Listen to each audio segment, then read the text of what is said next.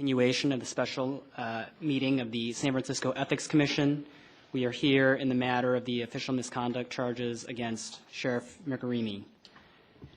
We'll begin by taking the roll. Commissioner Studley. Here. Commissioner Liu. Here. Commissioner Han. Here. Commissioner Rennie. Present. All commission members being present, we will begin. We have a lot to cover today, so I think we should jump right into it. I understand that Paula Canny, counsel for Eliana Lopez, is here today. And Ms. Canny, I have a few questions for you. Yes. Do you want me to? Please come to the podium. I understand that Ms. Lopez has submitted a declaration, that the sheriff has submitted it, and that is she willing to come to San Francisco to testify? Yes. When can she be available? When the commission needs her to be available. There's a matter of how she's going to get here. What is the matter of how she's going to get here? Well, it costs money. I mean, I'm not trying to be flip. It's really about Please who's don't going to be. pay the airplane ticket. So you would like the city to pay for her? I would. What do the costs of this entail? This is what does this say? One-way trip to San Francisco, a round trip? What are we talking about? A round trip. I don't know how to, do I address you as your honor, or how do I just sir? Commissioner? Commissioner is okay, great. that'll do. That's fine. So thank you, sorry. So Commissioner, I've made some calls. If there could be a little bit of advance notice, then the airplane ticket is obviously going to be a little bit cheaper. So with a couple, like 2 weeks advance notice, a regular coach ticket, round trip from Caracas to here, you're looking at roughly $1,500. It's an approximate figure. And so what my request would be is that if she were to come and testify, say if you said, a Tuesday evening or a Thursday evening, she'd fly in Wednesday, she'd testify that day, and then return home after her testimony. So the sum total of the cost is the airfare from here and back? I Okay. think so. Can I hear from Mr. Keith or Ms. Kaiser on this? Yes, Commissioner. Does the mayor have a position on the cost of bringing Ms. Lopez to San Francisco? Well, she is a defense witness, and normally we would expect a defense witness to pay for it, but we can consider the request. I can take it to the mayor. This is the first that I've heard of it from Ms. Canny, and I'm happy to take it to the mayor. Okay. Ms. Canny, I'm sorry, I have Yes, a couple more Commissioner. questions. No, that's fine. If there is not an agreement for Ms. Lopez to appear live, is she willing to appear by video testimony? It's interesting. I've thought about it. I don't think Skype will work. I think my preference is that she come here to testify for you. I mean, I've never seen the precedent of Skype testimony. I have a difficult time in my experience of Skyping. It drops. It sometimes works. Sometimes it doesn't. And my other understanding is I thought that Ms. Lopez was also listed by the mayor's office as a witness. Well, the sheriff has submitted the declaration in support of his defense. She is here to be cross-examined by the mayor, but what we've laid out at the beginning is any witness who does not appear for testimony, the declaration is going to receive little to no weight. So given the status of her declaration, her testimony, whether live or by Skype, is likely something that will give the declaration she submitted more weight in front of the commission because she will have been subject to cross-examination. Well, what I'm trying to get across to the commission is that I believe that my client is credible, telling the truth. I want Okay, the commission. that is and fine, so that's but- why I'm saying I want her to get to be here. So are you saying you will not make her available via Skype or I'm some saying that I remote want to feed? use all my efforts, Commissioner, to get her personally here so that you can view her, you can see how credible she is, so that you can watch her demeanor as she testifies. So I'm saying my wish, Commissioner, is that we get her here, that I figure out some way that she can be present. And in a fallback position, I suppose, yes, perhaps, I'm reluctant to say yes, that she's willing to Skype by doing it, and then that seems to me that then maybe that would almost forfeit the effort to try and get her to be here. So do you see what I'm saying? My preference is, and Ms. Lopez's preference is that she appear before you to give testimony. And so I'm asking that my client doesn't have resources, her husband doesn't have a job, the person who has the best pockets. I know this is an unusual situation. And that's why I'm asking. Ms. Canny, I do not, she is outside of the subpoena power Right. of this body. I know. And I am not aware of any authority that the commission has to compel the mayor or any other city agency to pay for this trip. So, I agree. So if they don't do it voluntarily, then our options are video or no live testimony. And I appreciate that, Commissioner. And I'm saying to you that I'm hoping that the mayor's office will pay approximately $1,500 so that she can be brought here for them to cross-examine her and you can see her testimony. If they announce that they're unwilling to do it, then I will try and figure out some other way. I mean, maybe I'll have a raffle, maybe I'll have a collection. And if that doesn't work, Commissioner, then the fallback position would be Skype. But I'm saying, what I'm trying to get across, that I'm repeating it, is I'm trying to have it be that Ms. Lopez get to personally appear before you. I appreciate that. And frankly, I agree that her being Okay. live would be Yeah. preferable. I think it would allow us to evaluate the testimony better than Skype. I have done Skype examinations, and it's Challenge. better than nothing. Yeah. But it can work if you work out the details in Well, advance. maybe I can speak with the mayor's representatives, and maybe at the break or something, we can figure something out. But I think that that's what they would want as well. Can I thank you, Ms. Canny. Okay. I'm sorry. Before we let you go, and there may be some other questions Okay. from the commissioners for you. So are you telling me that she can be available on July 18th or 19th, either live or by Skype if we get to that? Yes, Commissioner. Okay, great. Thank you. Any other questions for Ms. Canny while we have her? If you wouldn't mind sticking around just for a few more minutes. Absolutely. Yeah, absolutely. Thank you. Thank you. Mr. Kopp or Mr. Wagner? Good afternoon. Good afternoon. This is a witness who you have from whom you submitted a declaration on the sheriff's behalf. Is there any ability for the sheriffs or for the sheriff somehow to, or his, or you, or I don't know how this exactly would work, to share in the cost of this ticket to bring Ms. Lopez here? Not at the present moment. If the mayor were to reinstate his pay, pending the outcome of these proceedings, we'd be able to get that done. So there's no willingness on your part on your client's part to pay for half of this There's a plane ticket? willingness, there's just not the resources. Okay. I understand. Any questions for Mr. Kopp regarding this issue? Mr. Keith, sorry. When do you think you will have an answer on this issue? I can talk to the mayor tomorrow. I may not have an answer at the time of tomorrow's hearing, but Okay. certainly sometime shortly after I could probably have an answer. Much appreciated. Thank you, sir.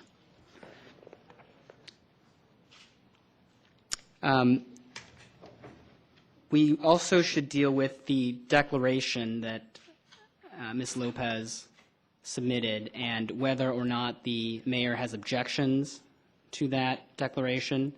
I'm not going to require that you make them orally or that we address them now, given that she wouldn't be testifying until the middle of July. But when can you have, do you have objections to her declaration? We do, Commissioner.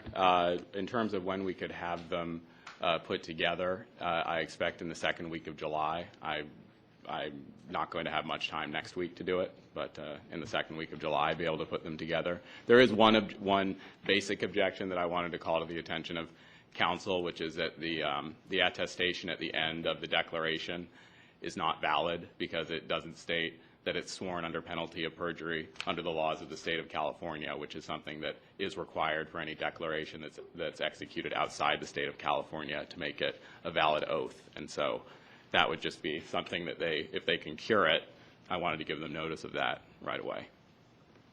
Okay.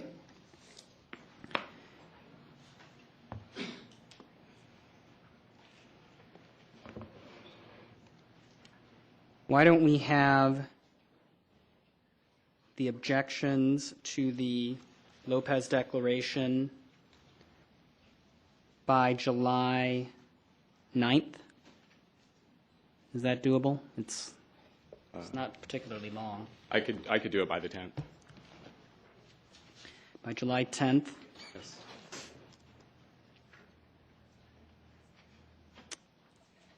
If the sheriff would like to submit a response to that, we'll give you the opportunity to do that by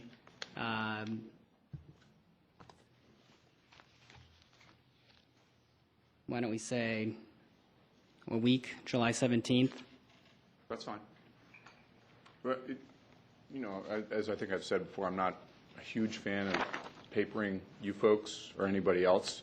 If we decide not to file a written response, I presume I'll be able to come and make my arguments orally. You will, to objections, you will. Thank you. Yes. Okay, so we have those dates down. July 10th for any objections to the Lopez declaration, July 17th for any response. Okay, the next issue as it relates to Ms. Lopez is the video. And I understand that, Mr. Kopp, you did not submit a brief in response to the mayor's brief. Correct. What is your position with respect to the video? I'd stand on the objections that I believe we made previously, that it's hearsay not subject to any exception.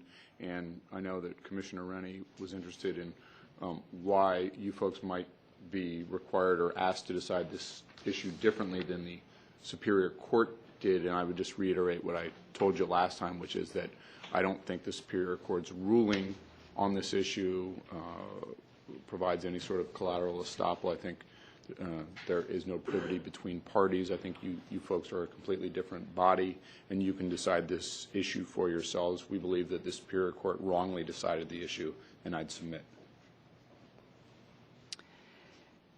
Having reviewed the brief and having reviewed the video, I think the video is admissible. I think that under the case law, it does qualify as an excited utterance. I think it also could be admissible to indicate physical injury and describe it. I welcome the views of my fellow commissioners on the admissibility of the Lopez video.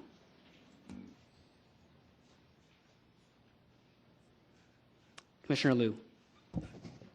So I do agree that collateral estoppel doesn't apply. We're not bound by the Superior Court, but I also agree with Chairperson Herr that in reviewing the video and reviewing the case authority that's cited in the brief, that it does meet the criteria for the hearsay exception under Evidence Code 1240. She was tearful and emotional and halting in her speech, and I don't think that it's very different from what was described in the case cited by the mayor's office. Okay. Commissioner Han.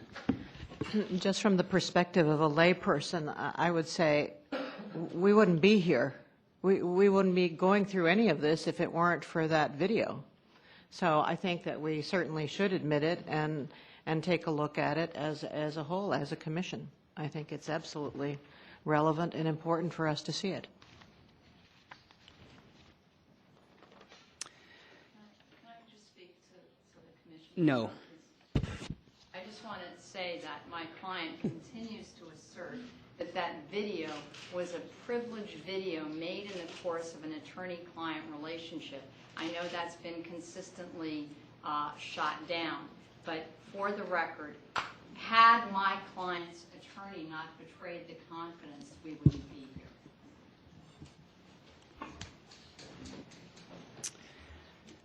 here. Hearing no objection from the commission on this, I think we should preliminarily admit the video and that it should come into evidence.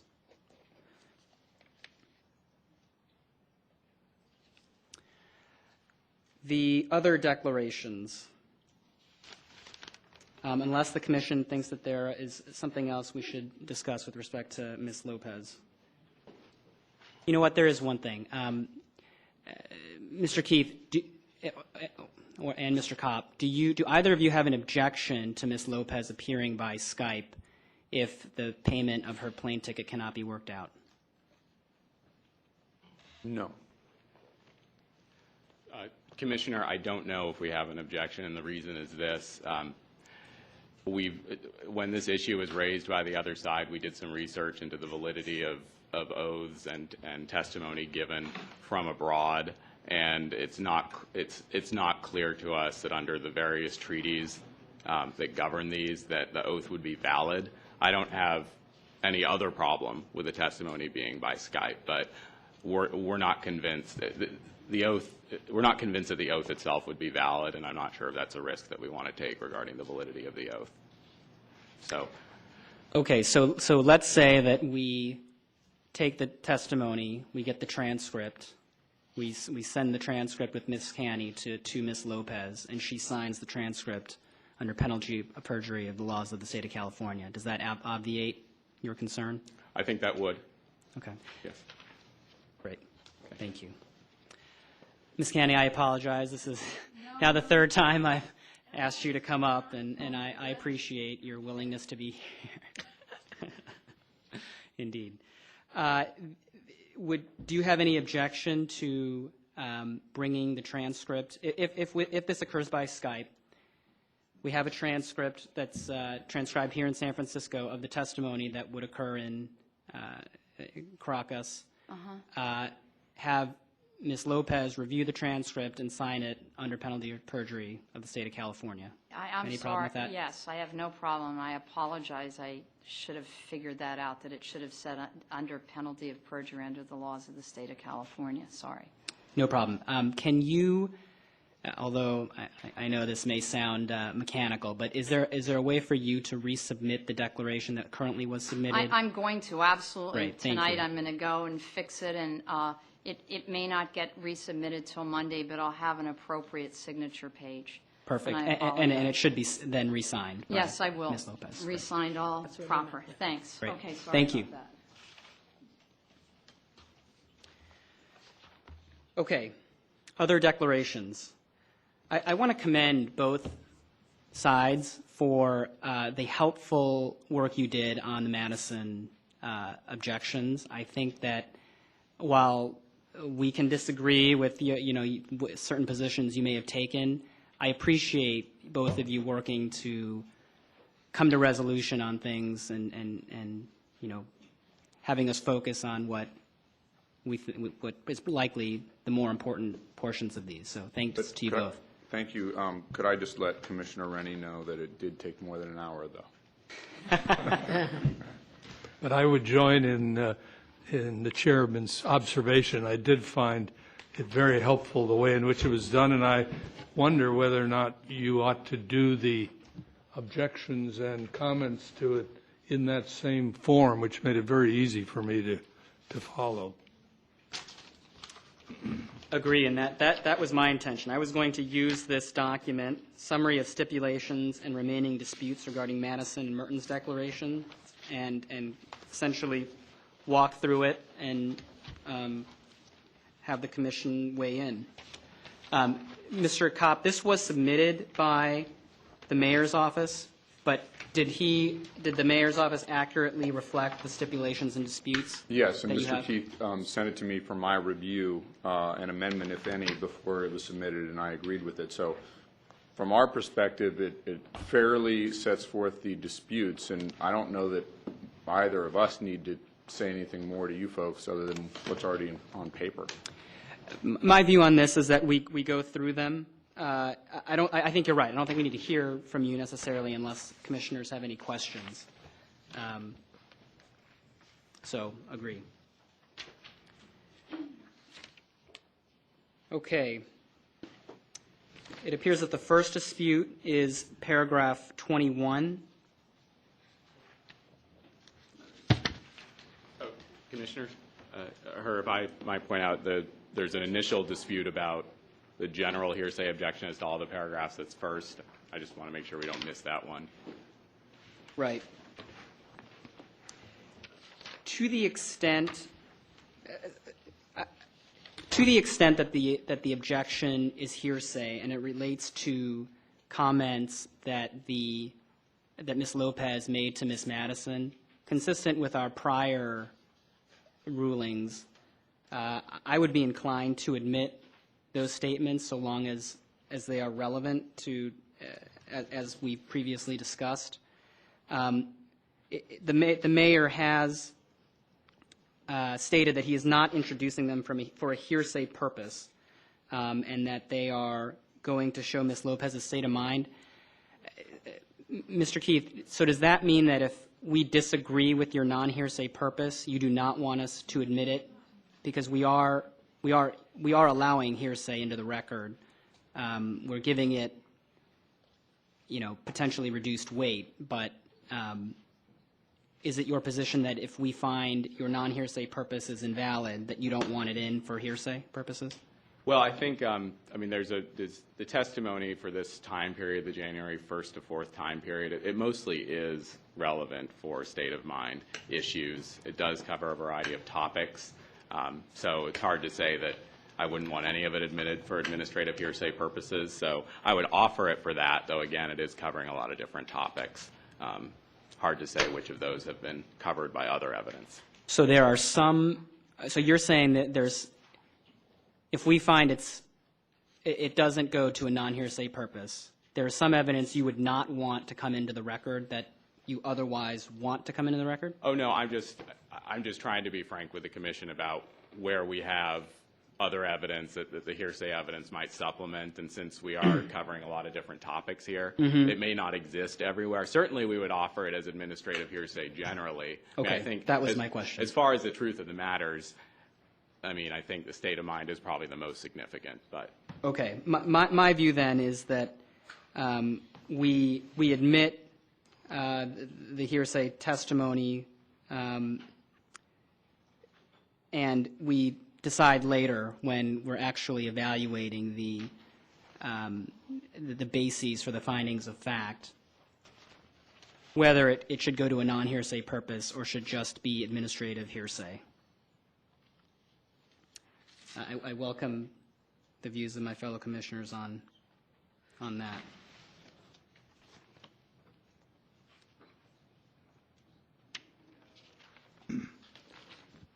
I have one question which may be a little bit off target here, but as I think about it, is some of the testimony which we may exclude on a hearsay basis or relevance basis, if a witness comes in and testifies to the contrary, has that opened the door to now letting this testimony come in on a credibility question?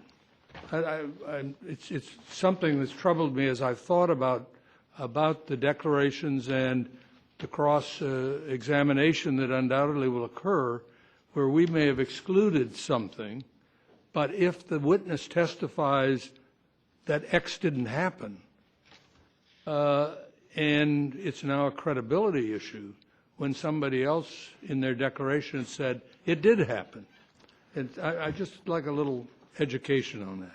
I think that's a correct observation, and I think it's become even more correct in light of the fact that we did this stipulation before Ms. Lopez's declaration came in, and arguably put some of the, once sworn and once it's in, will put some of these issues into dispute. And so I think even some of the rulings we had last time around, we may need to revisit them. I'm not sure exactly how we would do that, other than to, maybe set out a time to do it after all the testimony is in, and say, well, since this witness testified in this way about the issue, this statement by another witness might come in as a prior inconsistent statement or on a credibility issue.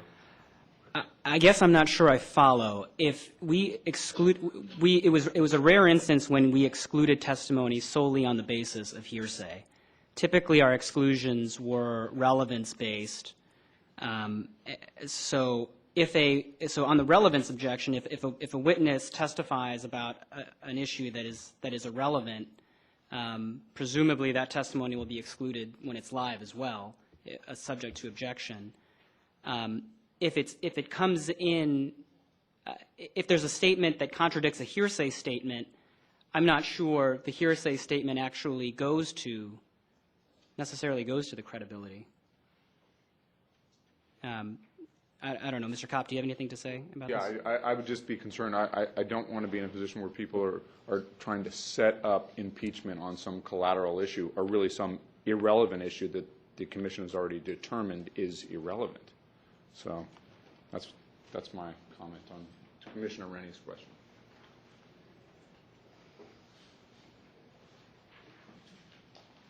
I'm also, while I certainly want to get this record right, we spent a lot of time on this, and I am hesitant to open the door to revisiting rulings we've made.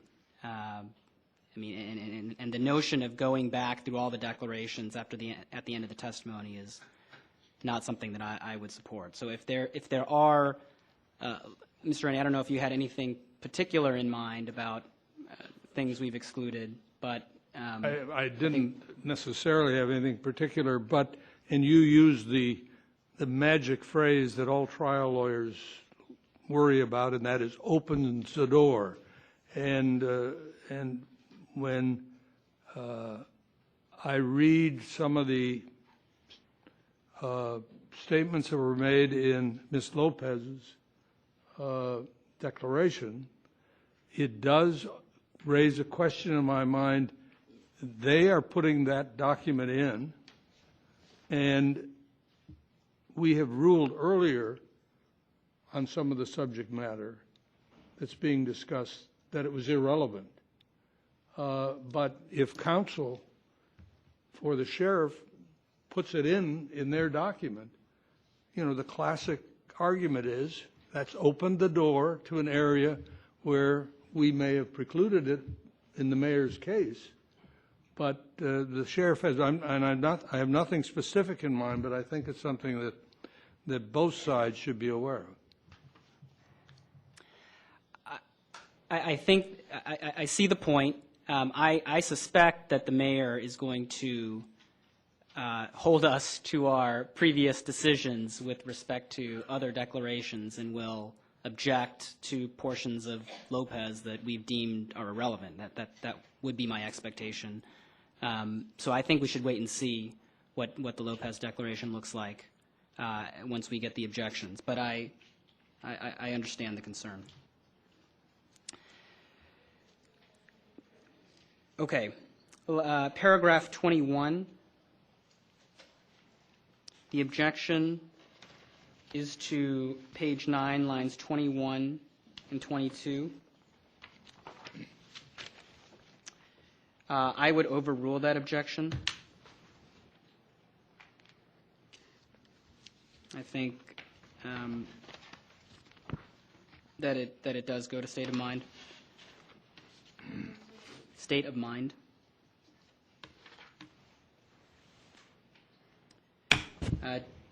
Does the commission have any comment with respect to the objections to paragraph 21?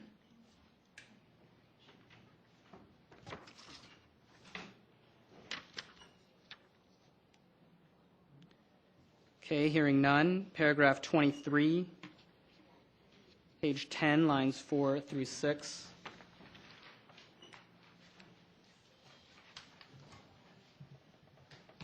I would sustain this objection. Oh, I'm sorry. That was already stipulated. The dispute is the next one. Page 10, lines 6 through 7.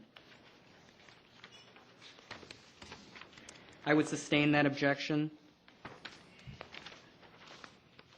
I think per Rule 352, it's more highly prejudicial than probative. I completely agree.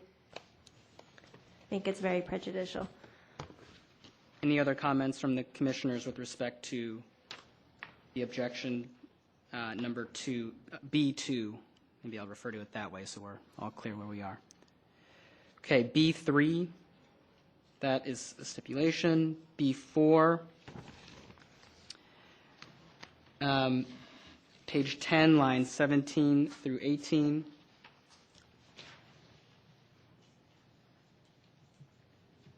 I would overrule that objection. I think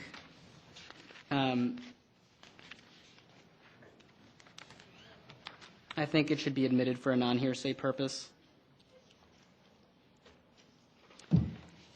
Any comments from the commissioners with respect to B4 being overruled?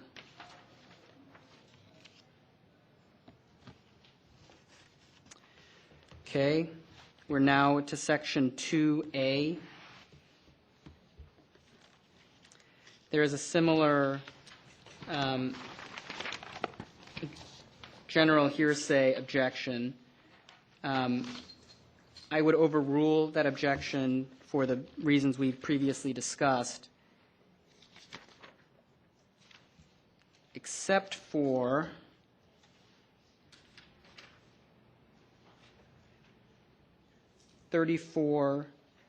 paragraph 34,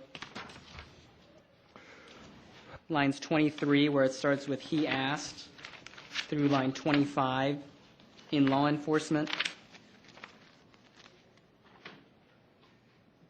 I'm sorry, Commissioner, what were those lines? Page 13, line 23 through 25. I'm sorry, but it starts on line 23 with the last word.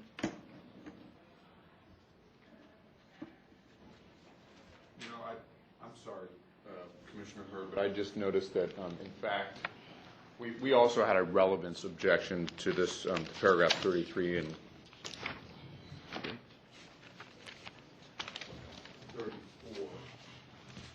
that was not accurately reflected in the document that was prepared, so that was an oversight. Not accurately reflected, or not, you didn't include it? No, it's right there on. I made the objection when I transmitted all my objections to Mr. Keith, and so Okay. we must have both missed it. Okay. At 30, okay. So And this relevance objection is to 33 and 34? 34.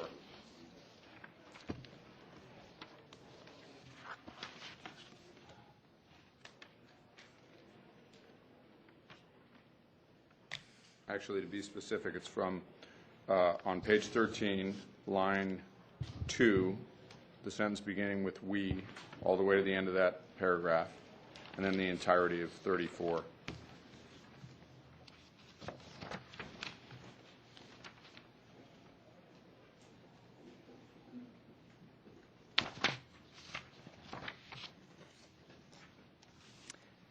Mr. Keith, do you have a response?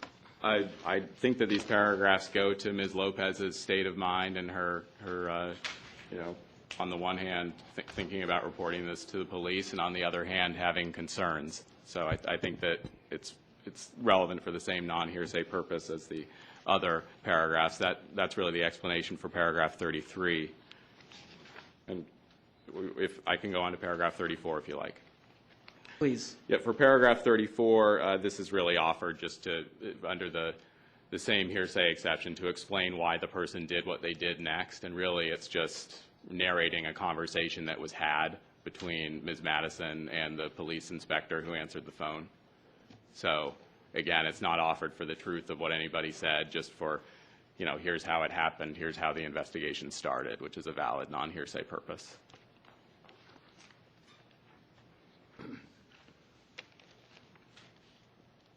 Yeah, the objection is relevance, though, on 34 as well, I understand it. Oh, well, the relevance would be to why Ms. Madison is reporting this incident. She's reporting it to the, or why Ms. Madison called the police in the first place, which is to find out how they handle these reports. And out of that came this investigation. It kind of tells you how everything got started rolling, which, I mean, it's hard to understand the sequence of events if you cut out parts of it.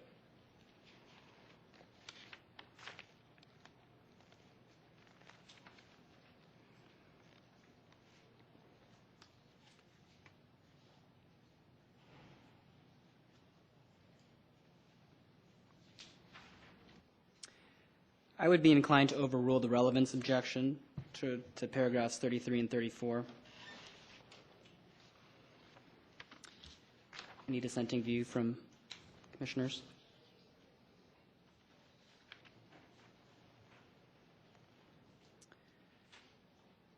With respect to the hearsay objection, I mean, you're introducing, whose state of mind are you concerned about? In paragraph 33, it's Ms. Lopez, and in paragraph 34, it's more to show that Ms. Madison's purpose was finding out about the police, but then the call about what the police do when they get a domestic violence call.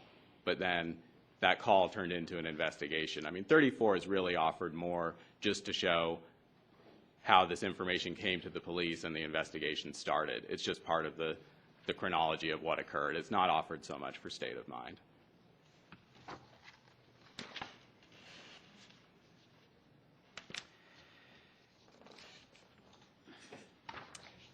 Based on that explanation, I would be inclined to overrule the objection, the hearsay objection to 34. Any dissenting views from my fellow commissioners? No. Okay. I think the next disputed portion is paragraph 37. That's B3. Page 15, lines 22 through 24.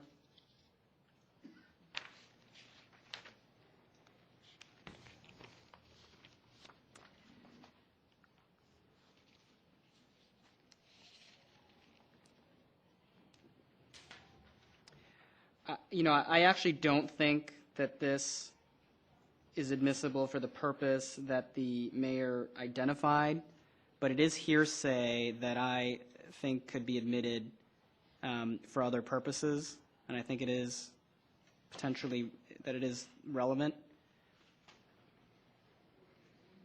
So I would overrule the objection.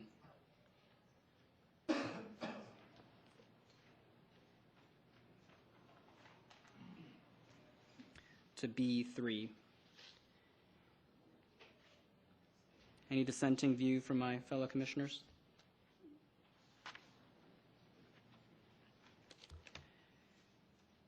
The next disputed paragraph is under 3, Roman numeral 3A2. The sheriff objects to page 18, line 19 through page 19, line 1.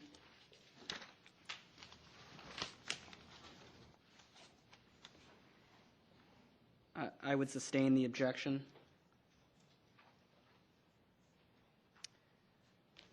Welcome any views from my fellow commissioners.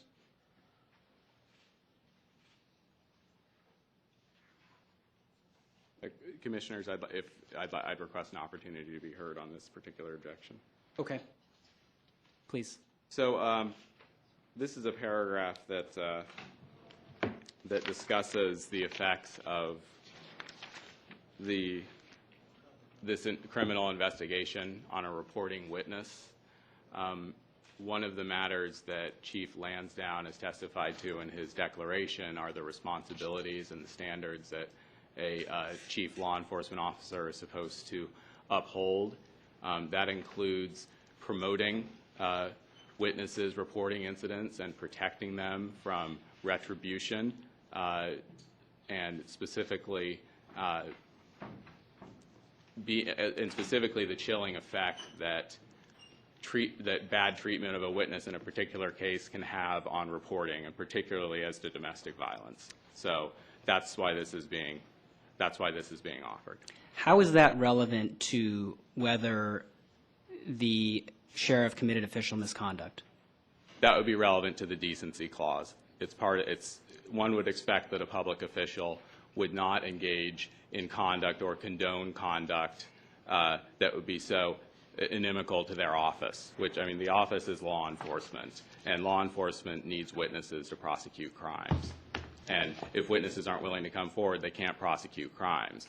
When people out there see how this witness was treated, that affects the ability of law enforcement to prosecute crimes. And furthermore, our argument is this is an incident in which the sheriff, in fact, committed a crime. He admitted to it, and he admitted to hurting his wife. And to let these attacks go on this witness and attempts to discredit her go on when he knew that he had done a wrong, we would argue, falls below the standard of decency. And I think, another issue for us is that relevance is a baseline standard. And to say that something is irrelevant and to exclude it on that basis cuts off any consideration of that issue later on. And so I would encourage the Commission not to keep itself from considering an issue and making a recommendation to the Board of Supervisors on an issue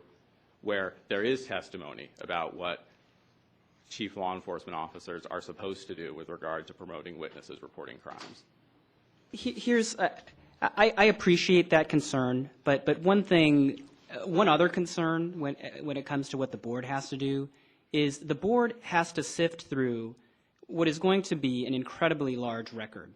And I don't think we serve the board by admitting evidence that we don't think is relevant because we are afraid or are worried that we may exclude something that, in our good judgment, should not be part of the record. So I think I appreciate the concern, and I think we've all been making efforts to ensure that the record is complete.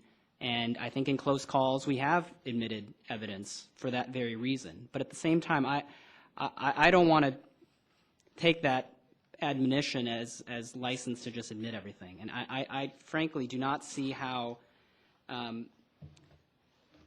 the sheriff's alleged failure to prevent some public outcry towards Miss Madison is relevant to what we've been asked to do. It's not. I don't see anything in your charges that relate to that conduct. It's pled as a course of conduct going to the decency provision. But where are the allegations that he should have prevented the alleged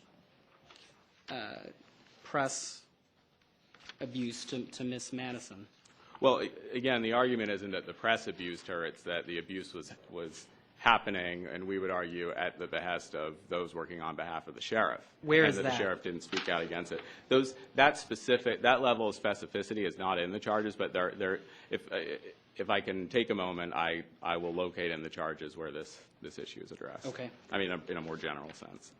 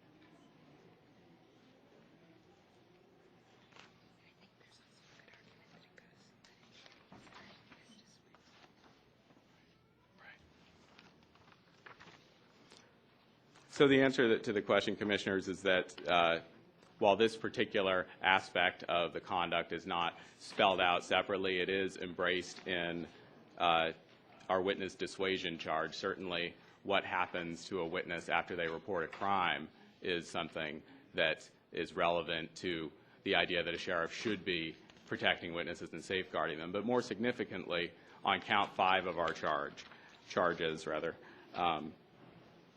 that these are acts of wrongful conduct that are going to be proven in conformity with proof at trial, and that they go to the standard of conduct, and that's the standard of conduct that we've outlined through Chief Lansdowne.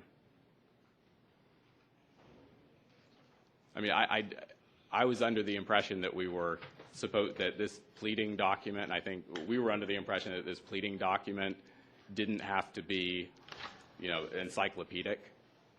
And so that's, I think that's one of the difficulties that we're facing now. Well, look, I mean, this is not your typical civil proceeding where you can provide notice pleading, there's no consequence to the defendant until you prove your case. I mean, this is a case where you brought official charges that led to the immediate suspension without pay of the sheriff. And so I at least, and I think we've all discussed this, expect a higher level of detail and full notice of what these charges really are so that we can adjudicate them. This is not I don't view this as a situation where based on discovery, you should be able to, significantly supplement the charges. Commissioner Studley?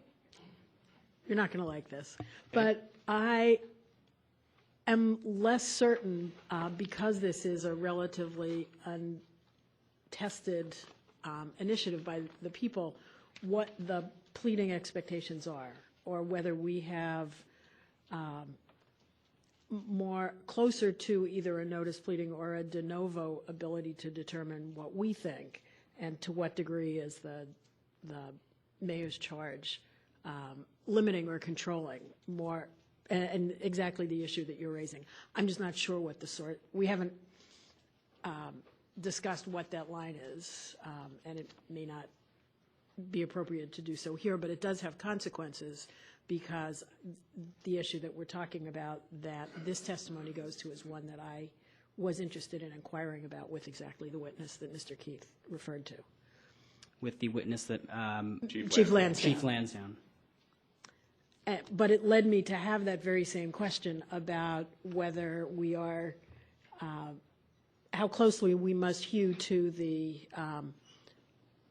call it a charging document or the statement of concerns, if we, at its extreme, if we found that there had been behavior that we felt fit within the initiative definition, but hadn't been, the definition established, the definition in the initiative, but not in the charging document, whether we would be precluded from considering it. That's a hypothetical that we don't have to address right now, but we're on that line of how closely or how specifically these issues need to have been identified, or put another way, what room and responsibility we have to determine whether there was behavior that fit those, the definition, or behavior that fit the definition and was raised by the mayor's charge. I think that's a fair point. I mean, the charges are, this is the bill of particulars, so this is actually more detailed than the charging document, and we provided the mayor with the opportunity to amend the charges to add more substantive allegations. So, but I certainly understand. We don't have a lot of precedent here with respect to the level of detail for these charges, and I think the caution is a good one. With respect to, I'm sorry, we were on 3A2. Let's take it a little more specifically, perhaps, because I think. So can I ask a question here? So, Mr. Keith, you were talking about paragraph 46, right? Is that when you were talking about the standard of conduct and the decency issue. Were you addressing paragraph 46 or paragraph 45? I'm sorry, are we back in the charges, or are we in the Oh, declaration? I'm sorry, in the declaration. Oh, okay, let me see. Because I think you may have been addressing paragraph 46.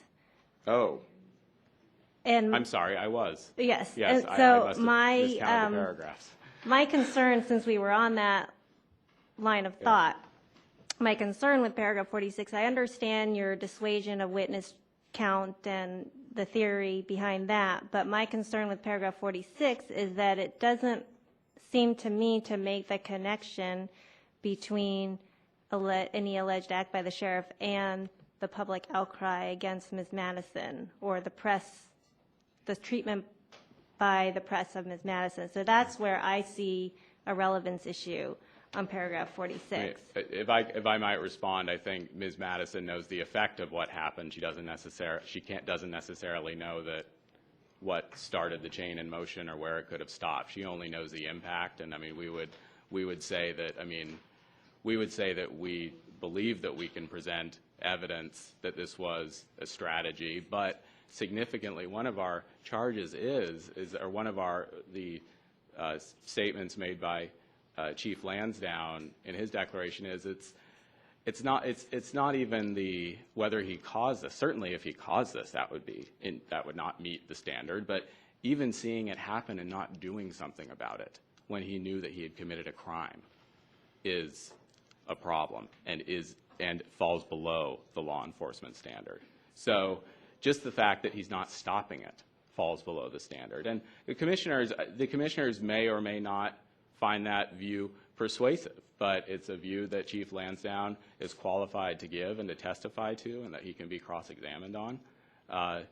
So I mean, I would offer that. And I mean, as to the notice issues that we were discussing a moment ago, you know, we certainly want the sheriff to have notice of all of our arguments, and now that he has our declarations, he has notice of all of them. We've tried to work flexibly with the other side and, you know, try and deal with deadlines cooperatively and witnesses cooperatively. I mean, Ms. Lopez has just submitted a declaration and she's the sheriff's witness. It's late, but we're not going to argue that it shouldn't come in. This is an administrative body. We're all moving as quickly as we can.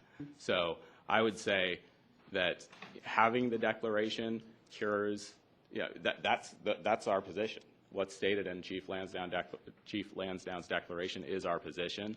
And if Sheriff Hennessy wants to answer that as their expert, then he can answer that and be subject to cross on that as well. So again, I mean, we're not trying to hide the ball here. We're just trying to provide an effective charging document that gives sufficient notice.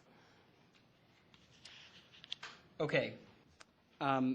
We actually ended up jumping, I think, as Commissioner Liu pointed out, to 3B2. What we were originally on, 3A2, has to do with paragraph 45, not 46. Okay. Given that we've just discussed 46, I think we should address this objection, because my views with respect to 46 are different than 45.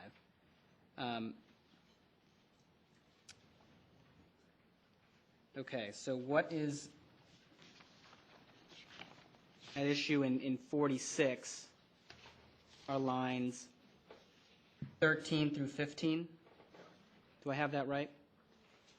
19. I'm sorry, 3 through 15. 3 through 15.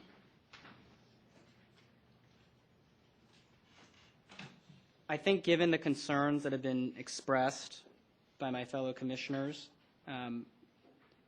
perhaps we should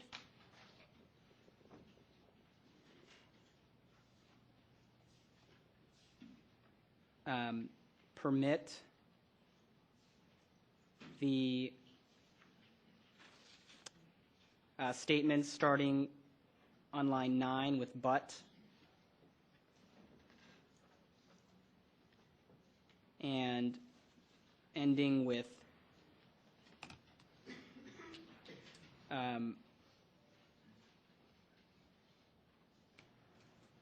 him in 14? And just for the commission's information, we've stipulated to an objection beginning on line 15. Right. Yes. You've stipulated that 15 to 28 is out. Yes, beginning with Ross has repeatedly. Right. I would strike the remainder except for the portion that I just mentioned. I welcome the views of my fellow commissioners.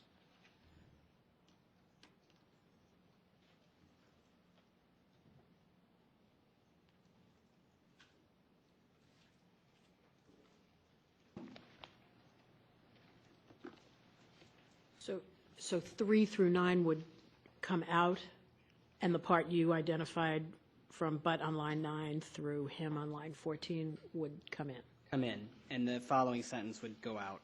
Right.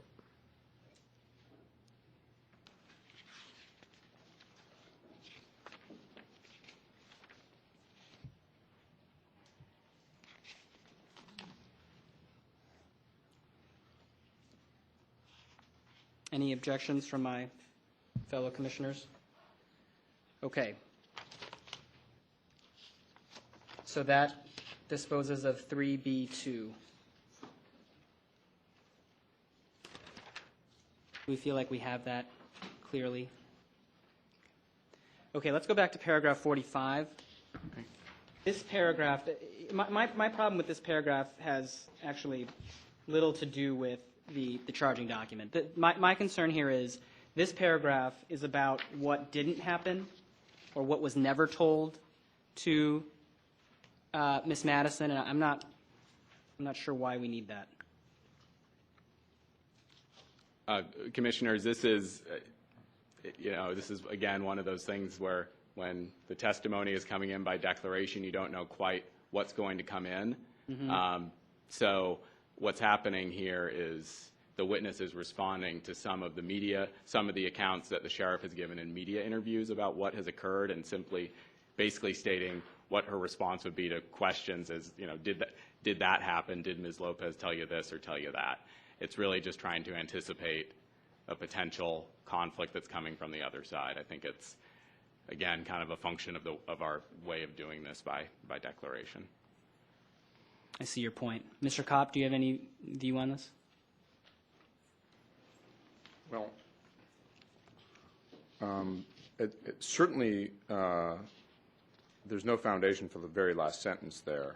But, and some of this, I would agree with your concerns about it not being relevant because it talks about things that didn't happen. But it does appear to repeat some of the things that have been previously admitted earlier in the declaration. So other than that, I don't think I have any further comment. We maintain our objection to the entire paragraph.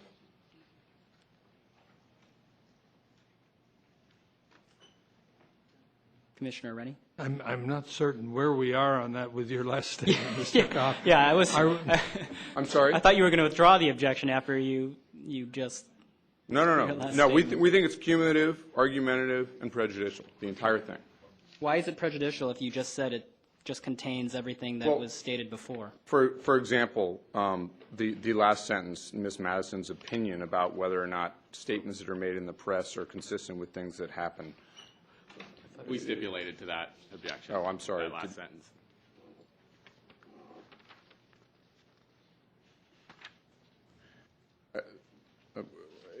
It certainly appears to me to be a very partisan paragraph. Let's put it that way. Okay, well, this is a partisan process. That, you are on opposing sides here, Yes. so that. So I'll submit to the commission on this.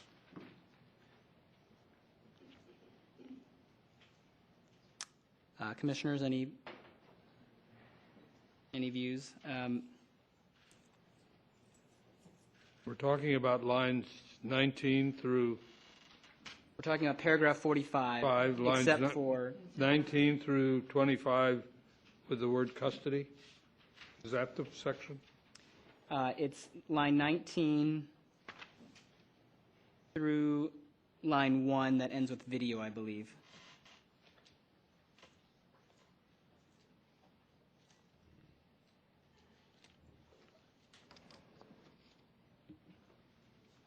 I would be inclined to sustain the objection. I don't think it's at issue now. If there comes a time when this testimony is relevant because it's rebuttal, maybe that's something we could revisit, but to me, it's not relevant now. I agree. Okay.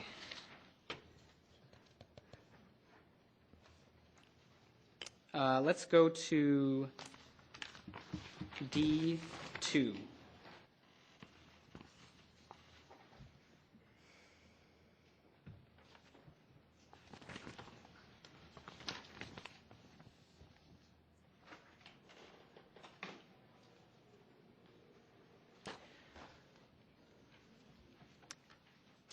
I know that Ms. Lopez has submitted a declaration where she has made statements about the,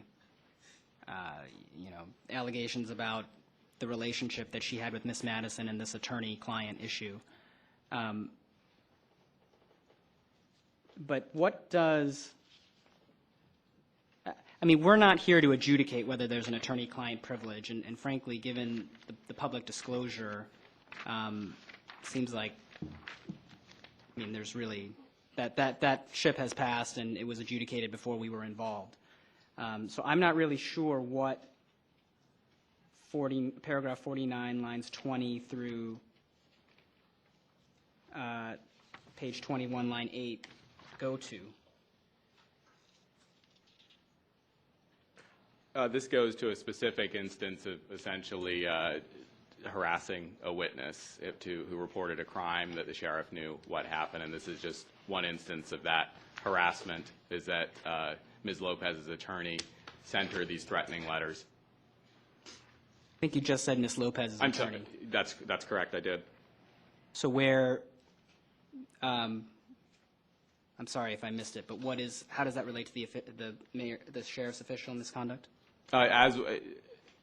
Because the sheriff did nothing to stop it, and the sheriff funded Ms. Lopez's attorney. Please, we cannot have comments from the audience. Okay, again, to me that is not relevant. I would sustain the objection, but welcome the views of my fellow commissioners.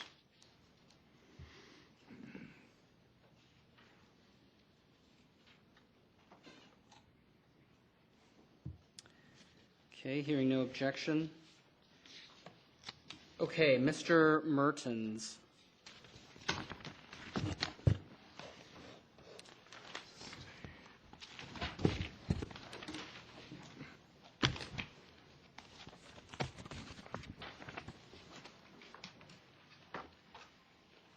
The first objection is to paragraphs 6 through 9.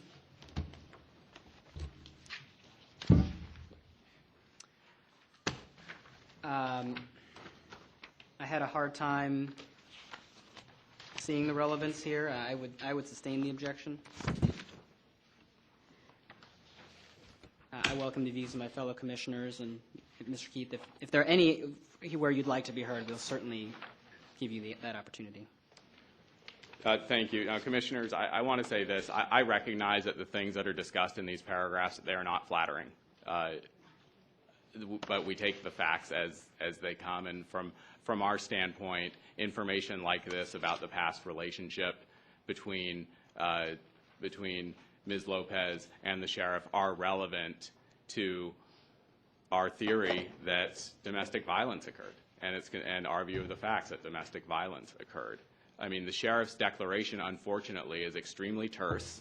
About a couple of sentences about his account of what happened on the 31st. I don't know if he's going to expand on that, but certainly well, you'll be able to ask him.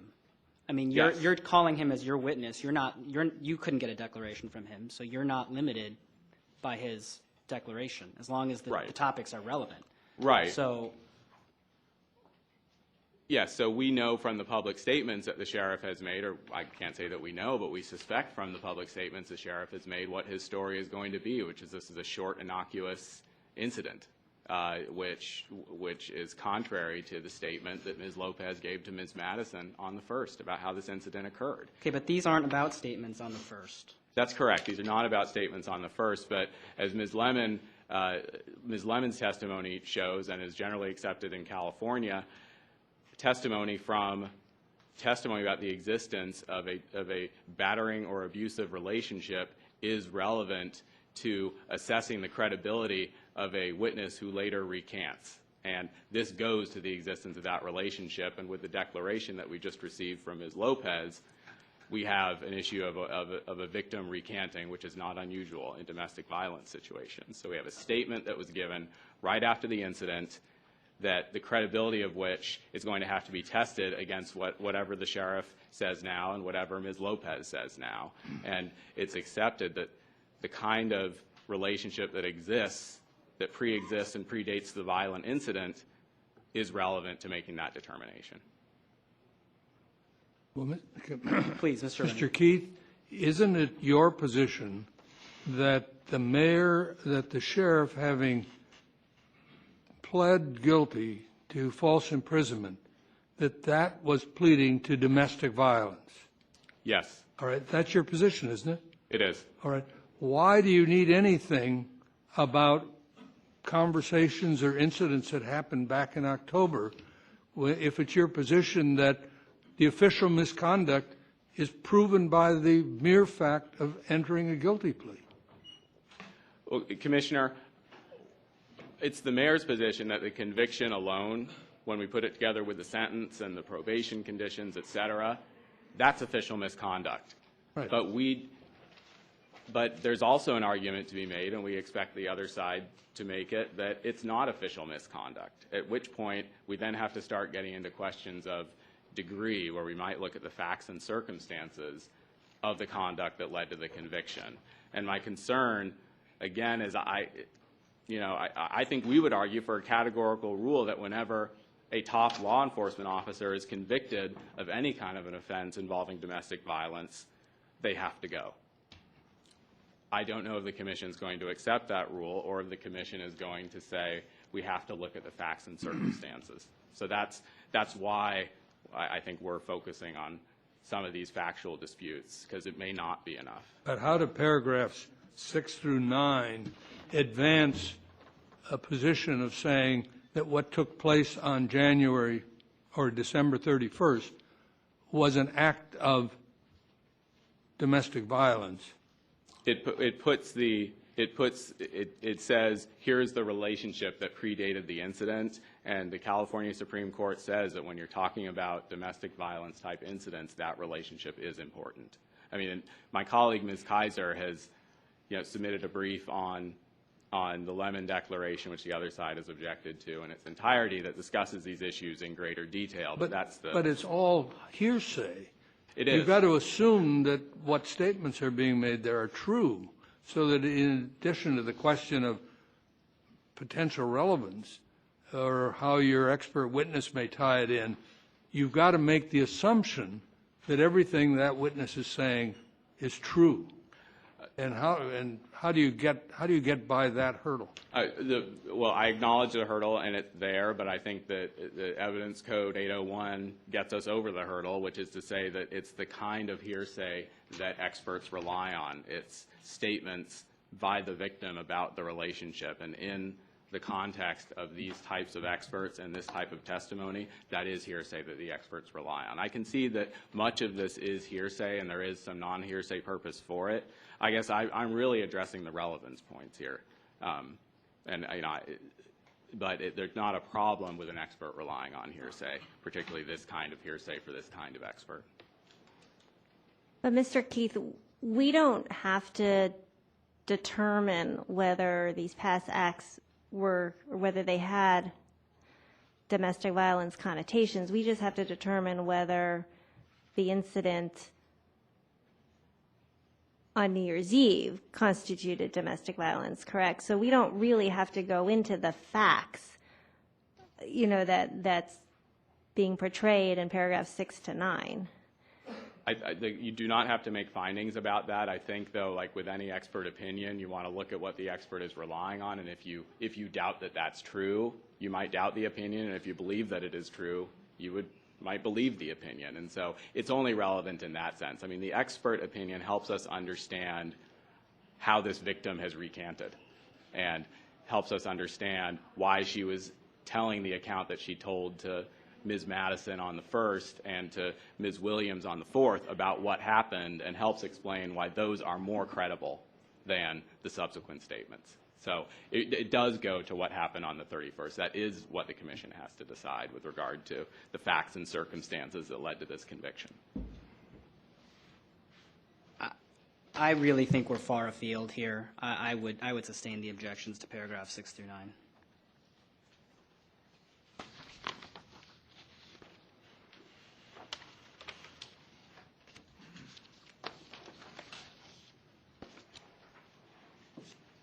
Any dissenting view? Okay, paragraph 13, there's a stipulation. Paragraph 20, stipulation.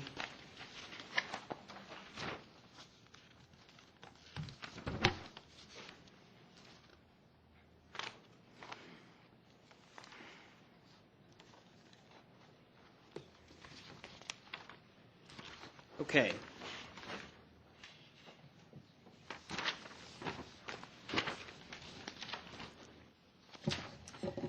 The objection in Roman 4 is that these paragraphs contain testimony about the harassment that Mr. Mertens and Ms. Madison experienced.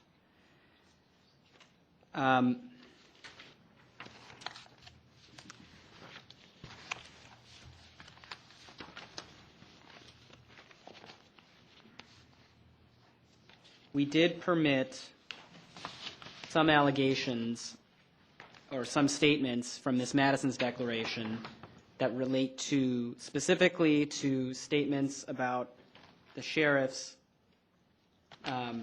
alleged harassment of Ms. Madison. Are there, and you know, there was a lot to read, so I've read it, but I admit I have not marked out the portions of 21 through 28 that go to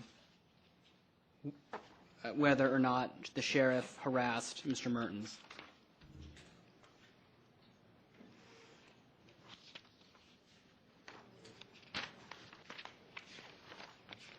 Given that it's your objection, Mr. Kopp, can you point us to those portions? You'd like to see the portions here that in which Mr. Mertens alleges that the sheriff said something that was deemed to be harassment? Actually, yes, but I probably should put it to Mr. Keith because Okay. I want to know, because we allowed it for Ms. Madison to some extent, I would like to be cautious about striking it from Mr. Mertens if it's there. So there's basically three different things or categories of harassment that Mr. Mertens is discussing in this portion of the declaration. You have in paragraph 21 that he's getting phone calls from journalists who are basically telling him things that he knows to be untrue and that are offensive, and that, you know, that essentially he's being pursued with these story ideas by these journalists that are getting them from somewhere. So that's what's in paragraph 21. And also just a general view of here's all the things that are being said about me and my wife and how it's affecting us. Paragraph 22 is about a subpoena received in the criminal action by their business. And paragraph 23 is about the cease and desist letter that we already discussed earlier with regard to Ms. Madison. So those are the three main acts that are discussed there. And then with the remaining paragraphs, much of those we've stipulated to take out. But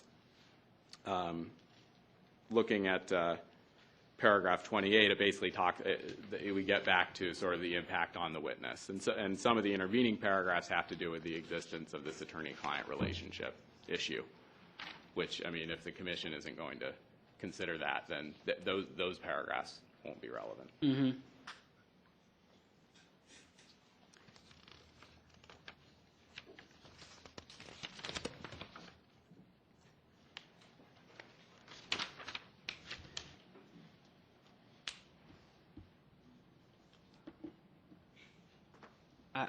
I frankly, I mean, I don't even see allegations in here, admissible statements about harassment from the sheriff. Are there any statements that, I mean, even hearsay where he says, someone told me that the sheriff told me not to come forward or intimidated me or something? Where are those allegations? Well, the allegations would be they're getting these calls from journalists with these story ideas that they know to be completely false. It's a reasonable inference to draw that these story ideas are being planted by the criminal defense.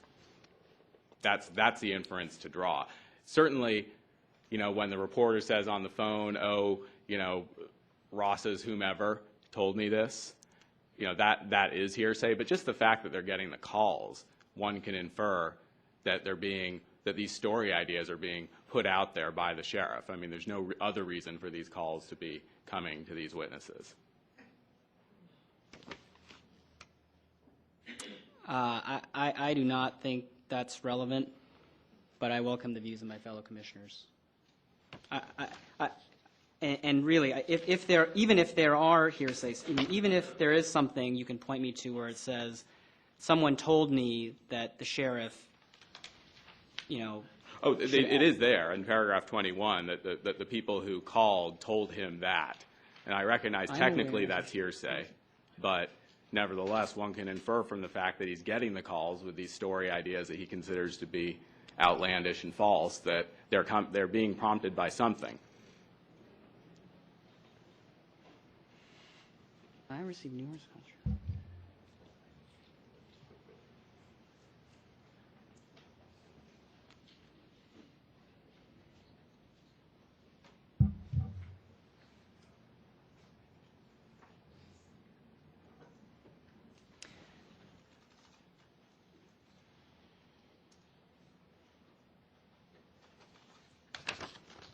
I mean, we actually have evidence elsewhere in the record that shows an intent on the part of the sheriff to paint this as a political witch hunt.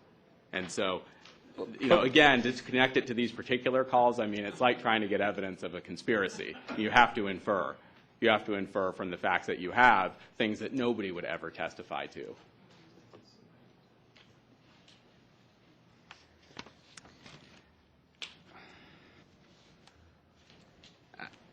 I open it up to my fellow commissioners. I mean, I appreciate the argument, Mr. Keith, but to me, I do not see how this is relevant. And I mean, I see that there is some hearsay, but it's so general that I'm not even sure I would give it any weight. But I know there's a lot here, so I welcome views from my fellow commissioners. When I was going through this, I read this a couple different times, and I still don't really see the connection. So I would vote to exclude it on relevance grounds. I mean, I understand your witness dissuasion theory, but I still just don't see the connection here with the journalists and the press coverage.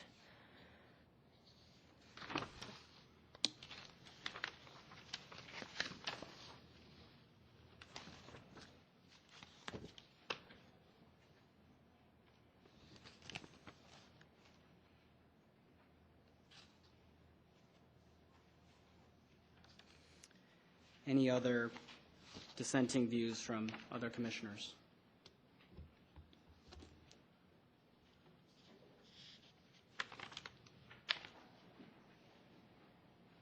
Okay. Hearing none, I think we should move on. We need to know what specifically you sustain the objections on. I think the whole 21 through 28. 21 through 28. Mr. Keefe, why don't I do this? Why don't I give you a chance to tell me that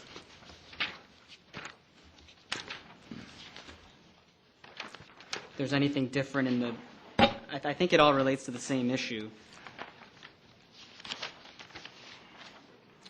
Unless there's something different in there that we've overlooked that needs to come in. Well, the fact is that these witnesses experienced harassment, and it seems that how witnesses are treated in a criminal action when they're getting calls like this, which again, I mean, I don't think the complaint here is about the press coverage. Press coverage is inevitable in a case where you have as well known a defendant.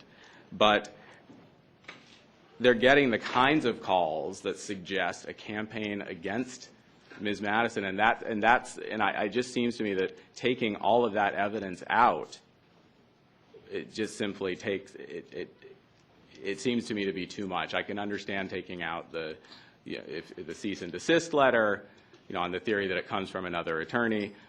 I think it's too much to take out all of it. That would be my argument. Commissioner Rennie? When you go to paragraph 22, though, just in connection with the argument that Mr. Keith is making, it was the sheriff's attorney who sent a subpoena for which they describe as being intrusive, overbroad, and harassing subpoena to this Red Room Omnimedia Corporation. That's certainly, unless there's some justification, one could say that was clearly done in retaliation to Ms. Madison's involvement, which I think, if one accepts the mayor's argument that it is evidence of some kind of intimidation and conduct by the sheriff that's inconsistent with his duties as a law enforcement officer. But I don't know what that subpoena was. It may well have been very relevant to the criminal proceeding. But the way it's characterized here is being intrusive, overbroad, and harassing, and that they apparently went into court, or did something. They hired an attorney, they went into court, and there was meeting and conferring, and they finally narrowed it down and then produced some documents. I mean, that's what I understand to have occurred in the criminal case. If I could just Mr. Cobb, please. Which is exactly what has happened here with a lot of the mayor's subpoenas. There were objections because they were overbroad, intrusive, et cetera, and those objections were sustained, and finally, when they were narrowed down, documents were produced. Was the subpoena issued through the sheriff's office, or was this by his attorney in the criminal action? Criminal attorney. So it wasn't the sheriff's subpoena authority, it was the subpoena authority as a defendant in a criminal action? Correct. I think it's, to me, I mean, it's not uncommon if this was a subpoena that was issued in the course of criminal proceedings. Again, I think that is probably subject to some litigation exclusions and is part of zealous advocacy. I mean, if it had been the sheriff himself using his subpoena power, if he has any, to harass the witness, I totally agree with Mr. Rennie. I would find that highly relevant. But if he was a criminal defendant and he's seeking discovery, I'm not sure I see the relevance. I don't know if, Mr. Rennie, you have any further thoughts on the issue.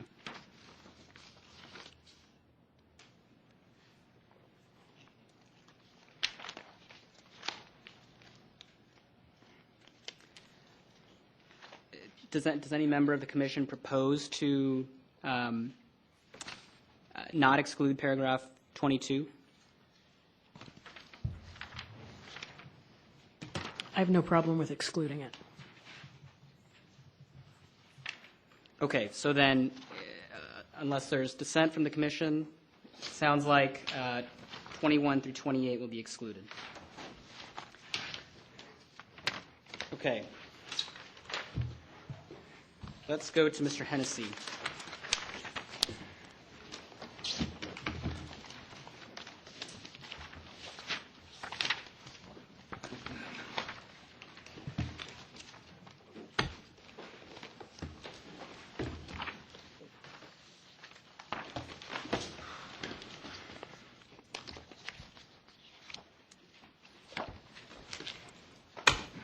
Okay, the first objection is to the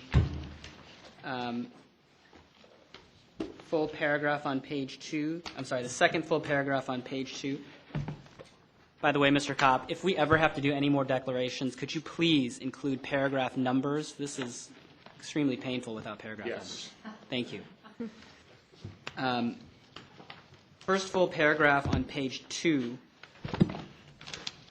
of Mr. Hennessy's declaration, beginning with "I am aware" and ending with "the elected county sheriff."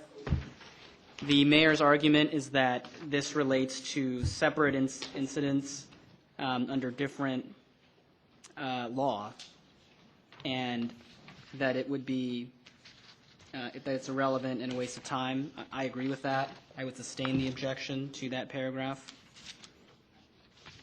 I welcome the views of my fellow commissioners. I completely agree. I think that we definitely don't want to get in a situation where we're doing little mini trials on different instances that happened in the 70s and the 80s. I think it's totally not pertinent. And it was, there were situations that occurred under different provisions, different language of the charter, different standards. And just to be clear, this is the first full paragraph. I may have said the second. I meant the first. Mr. Studley, did you?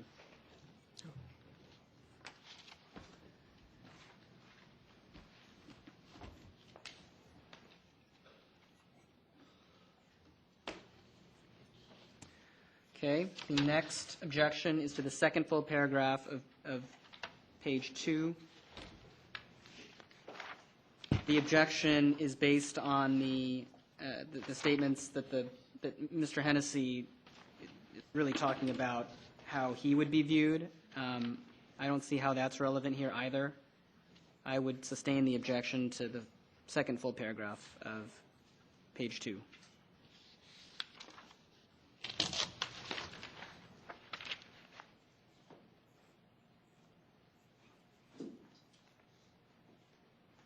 Any dissenting views from the commission?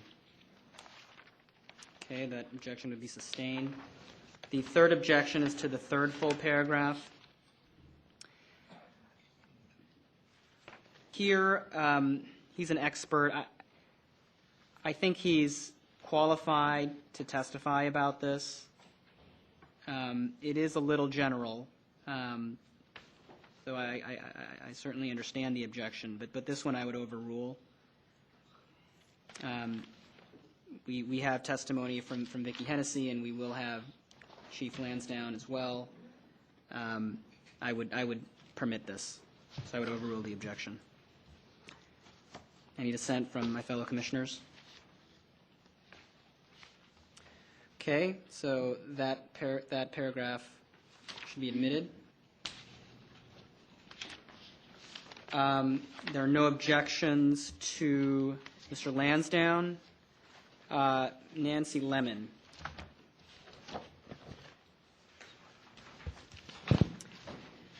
Nancy Lemon's declaration. I'm sorry. Was there something about Lansdowne? No, about Michael Hennessy. We're trying to work out a scheduling issue, and so Well, while we're on him, that is on my list, so that's, what is his status? When is he going to be able to appear? Well, as I discussed when we had a conference call, Sheriff Hennessy is more than willing to submit to cross-examination remotely. However, he will not appear in person for a couple of reasons, primarily that he has a family member for which he is, who's severely disabled, for which he is responsible, and he is currently living 3.5 hours away. So we have offered repeatedly to make him available for remote testimony, and that's where we stand. Is he available on July 18th and 19th? Yes. Mr. Keith, what is your view on this? I don't know what the availability of caregivers are for this particular issue. I mean, to me, experts are a little different than regular witnesses. The party hires them and retains them, and one of the jobs of an expert is to show up. So for me, I don't think it's right or fair for him not to show up. I think it's very difficult to conduct a cross-examination, particularly of an expert, where you're going to be using a lot of exhibits when they're on the television. And from our standpoint, we would really like to see him here. I agree with you, Mr. Keith. I mean, this is not a precipient witness. This is, if you can't get an expert, I mean, you should be able to, you should just figure this out when you hire someone, that they'll actually show up if asked to cross-examine. Well, but let me respond to that concern. And the fact of the matter is, ex-Sheriff Hennessy is not retained in the usual sense of an expert. He's not being paid. He was asked to serve as an expert and provide a declaration. The reason for that being is we don't think that there is any better expert witness in the state or anywhere in the country about the qualifications and conduct expected of the San Francisco sheriff than the man who held the office for 32 years. Now, he's retired, he's moved away, and he cares for a family member. You know, we sought out the expert that we thought was best, and I think that this is more than reasonable that he offer to submit to remote cross-examination. I don't know that, you know, maybe some of these concerns are valid, but I think that they could be overcome.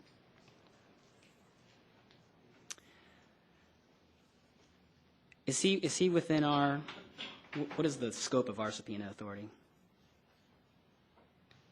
I would assume it's 75 miles, just like court. It sounds like he's beyond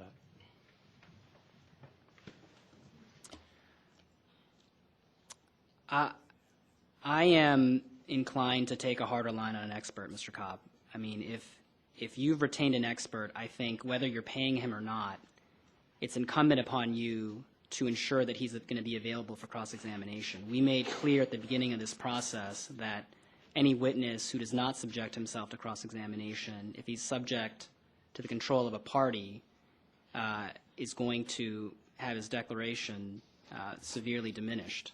And the notion of doing a Skype or remote depo for Ms. Lopez is a totally different issue. I know that she's not, she's not your client. She's outside the country, and I think it's a different issue. Here, it's not particularly easy to take a depo over Skype, and I welcome the views of my fellow commissioners, but I would be inclined to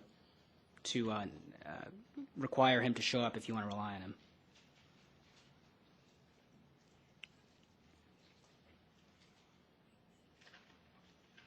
Any dissenting view from my fellow commissioners? Could you just explain to us what the consequences are if he doesn't testify, and then just amplify your phrase about reliance? So what we had discussed before was that any witness who submits a declaration but doesn't submit to cross-examination, we would give it whatever weight we thought it deserved. I think I've gone on record and said that weight to me would be almost nothing, because to me, if a party wants to cross-examine a witness, they should have that opportunity. And to me, it would be dangerous to rely on a declaration of someone who the other party didn't at least have the opportunity to cross-examine in person. So the party, it remains in, but it's up to us what weight to give it, and Correct. It may be very little. Yes.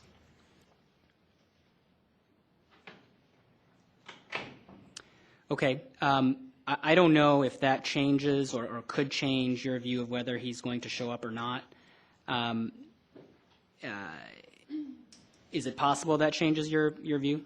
It doesn't change my view, because Mr. Hennessy has been consistent throughout, and this is no surprise to the mayor.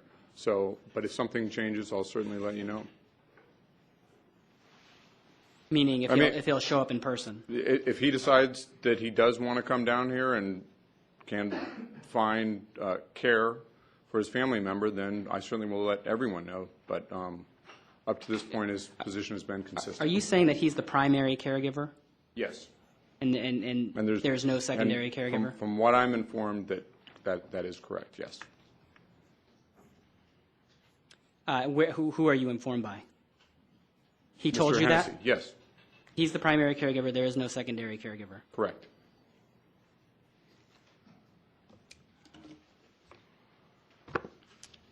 Okay, I mean, I think we gave you notice of what we were going to do at the beginning, and I would stand by it. Okay.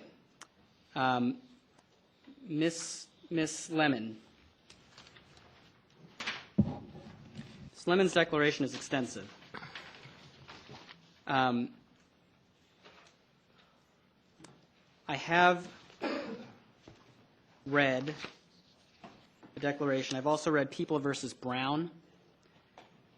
People versus Brown, my understanding of that case, and I'm happy to have my fellow commissioners or counsel tell me that I'm wrong.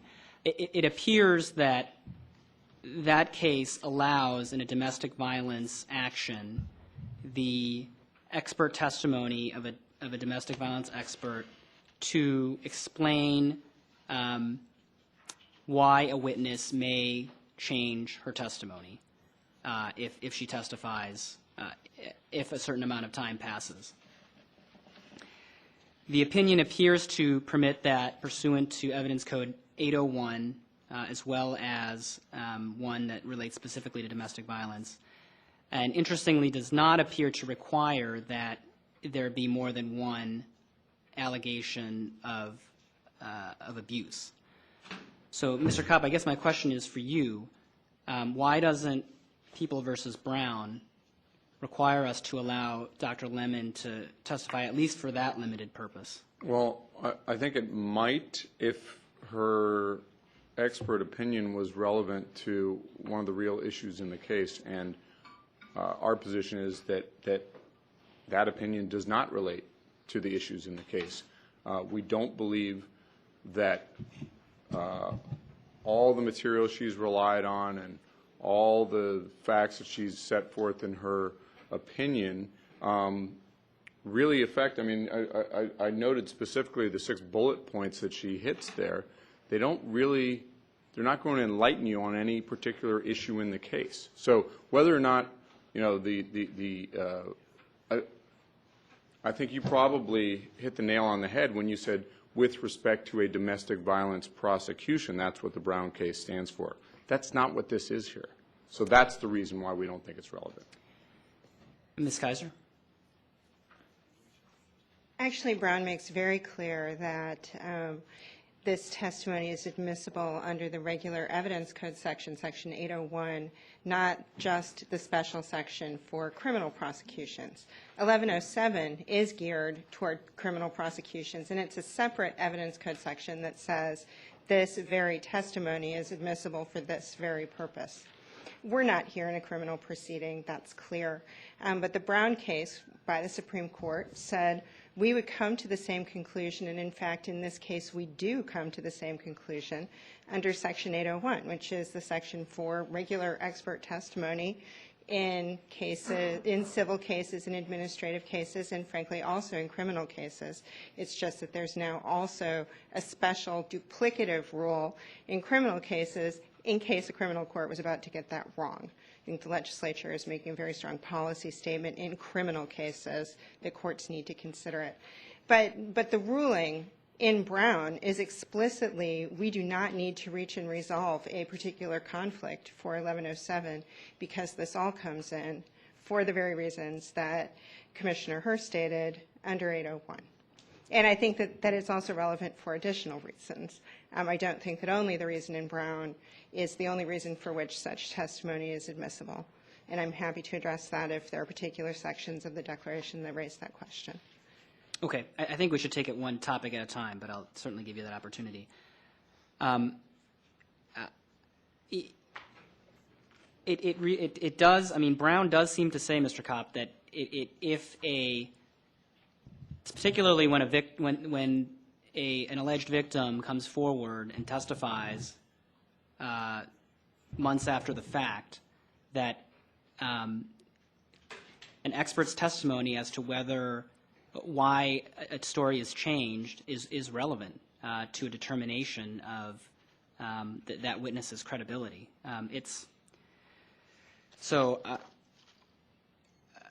Unless I have the wrong read of Brown, and you can point me to why I'm wrong, I think that Lemon should come in at least for that purpose. Well, I would Parts of it, at least, for that purpose. I would just reiterate that the two sections, the two evidence code sections that we've been talking about, 1109 at our previous hearing and 1107 tonight, by their own terms, specifically say they only relate to criminal. We're talking about 801.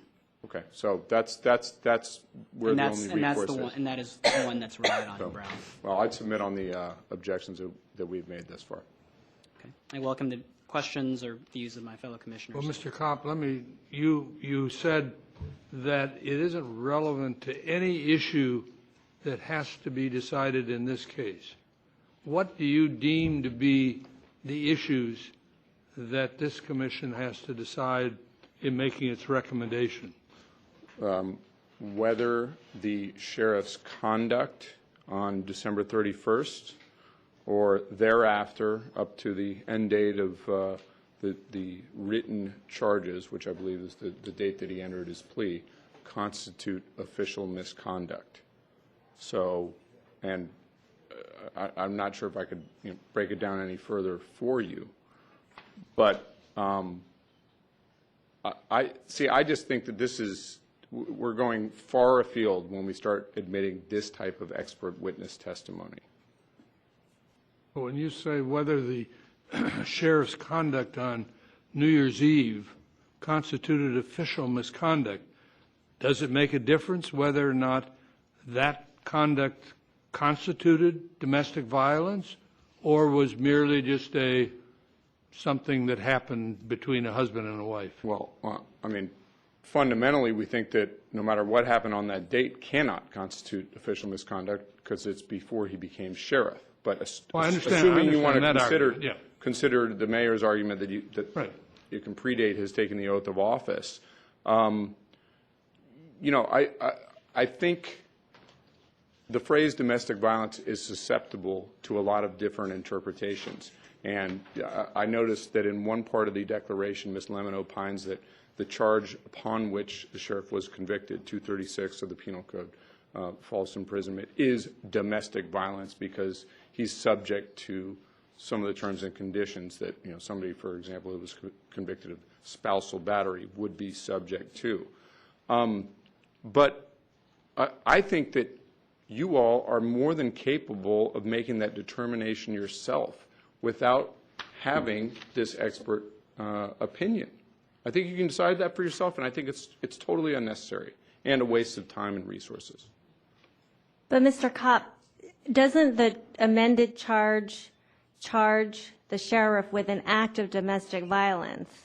It's not just us trying to figure out whether certain things happen on a certain day, but he's been charged with an act of domestic violence. So why wouldn't a domestic violence expert help us in sorting through the issues of what conduct constitutes an act of domestic violence? Well, I suppose my response is that the label you put on it is really immaterial.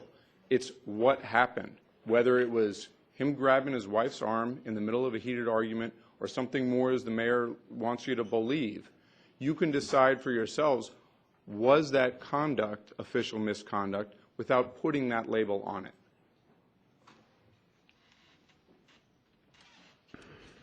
And I'm sorry, maybe I didn't answer the question for you, but. So you think it's just a matter of labeling? Yes. I mean, the charter doesn't say domestic violence is one of the things for which a public official can be removed. The charter is vague. It says an official can be removed for official misconduct, and then it attempts to define what that means. In my opinion, that's the task of the commission, is to decide whether what occurred constitutes official misconduct, not whether what occurred constitutes domestic violence. Okay, well, why don't I ask you a different question? Do you think that the crime of false imprisonment that the sheriff pleaded guilty to is a crime of domestic violence? I don't think that I can answer that question because it depends on how you're going to define the term. If you want to define it by how, what are the terms and conditions of probation when you're convicted of that crime? And are they some of the terms and conditions that you'd get if you were convicted of a battery on your spouse or significant other? Possibly. But I don't think that the term is sufficiently definite for me to give a response to that question. So if the term is not sufficiently definite for you, wouldn't an expert in that field help us figure that out? Maybe so, but that assumes the foundational question, which is that important to your determination? And our position is it isn't. That's just a label. I see. Commissioner Studley. She was first. Commissioner Han. Well, from my point of view, we have at least two declarations, Ms. Madison's and Ms. Lopez's declarations, which are fundamentally two completely different stories of the same event. And for me, I feel that I need some help in trying to figure out why there is such a wide discrepancy in these two declarations, in these two witnesses, in terms of how they describe the events that took place. So I think that an expert like Ms. Lemon could possibly be helpful in that. Perhaps not. Perhaps once we hear what she has to say, we'll feel, well, this really doesn't apply to the witnesses that we have. But perhaps it will be helpful and will be relevant in helping us to decide which of these stories, she said, which has more credibility. That, and of course, cross-examination of the witnesses themselves. So I certainly could see the need to have Ms. Lemon testify. That's the purpose that I would want it for. Other than that, we can go through it, but I think a lot of it probably does need to be stricken because it's not related to that. But to the extent it relates to that, I think we need it.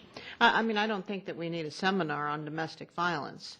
With that, I agree with you, Mr. Kopp. I mean, that's not really what we're deciding, but we have to consider the testimony of these individuals, and so given such wide disparity, I think that we could use a little help in making those decisions.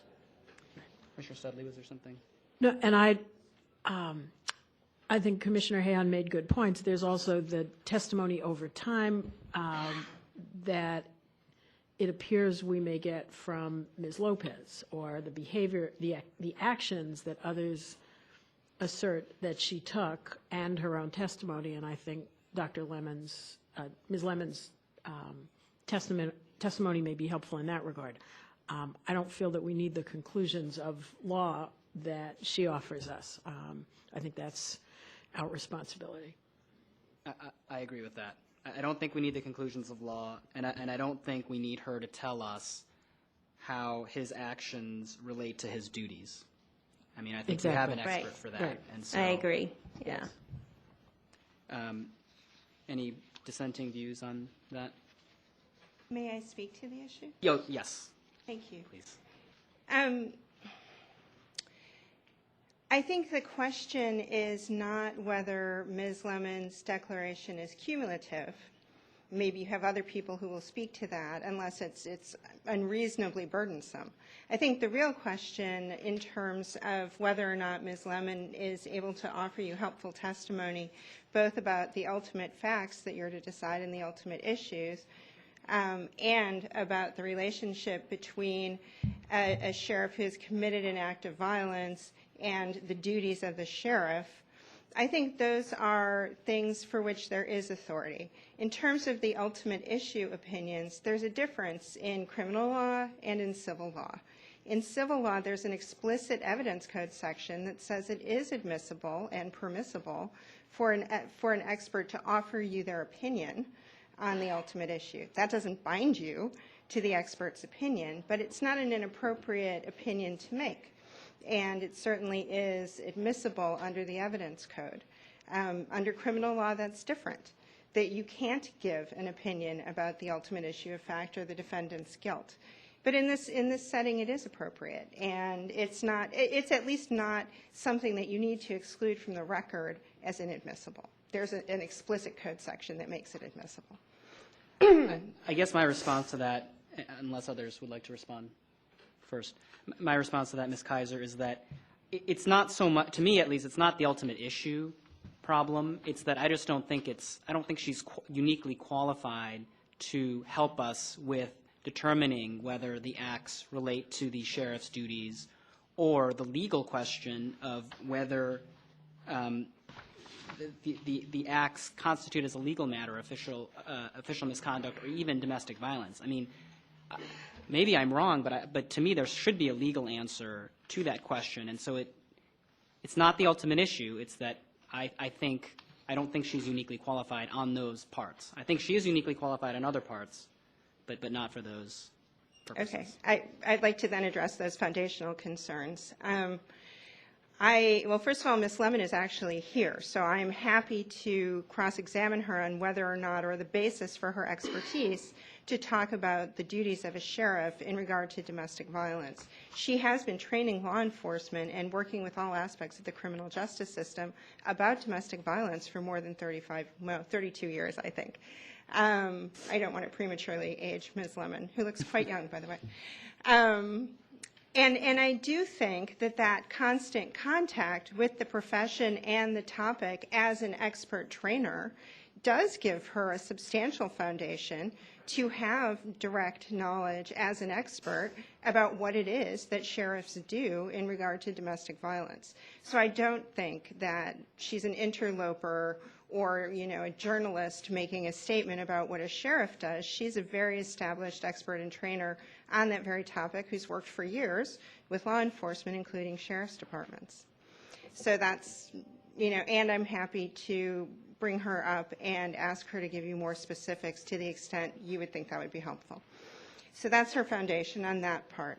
In terms of whether or not the act in question was an act of domestic violence, you mentioned that you think that's a legal question, and I agree that there is a legal answer to that question, that there are certain offenses or characteristics of offenses that under various different sources of law are or are not defined as domestic violence.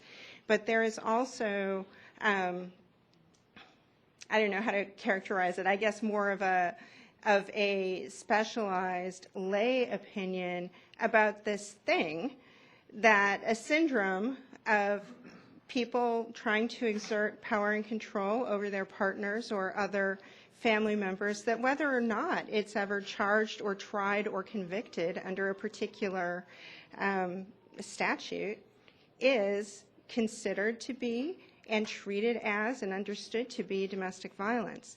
And that is something that is distinct, by the way, from just an arm grab. The sheriff has been saying, not only in the media, but also in his declaration to you,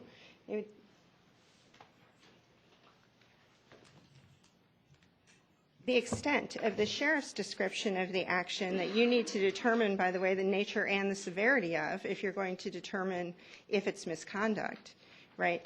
Everything that the sheriff has said so far is, on December 31st, 2011, that must be, sorry, I had an argument with my wife, Eliana Lopez. At the end of the argument, I grabbed her arm. This resulted in a bruise. It was wrong of me to grab Eliana's arm. I pled guilty to a misdemeanor violation of Penal Code Section 236. This entire description skirts the facts, skirts the circumstances, skirts the nature and the severity of the act that is the basis of the mayor's charge. The mayor reviewed the criminal record to see what the facts were.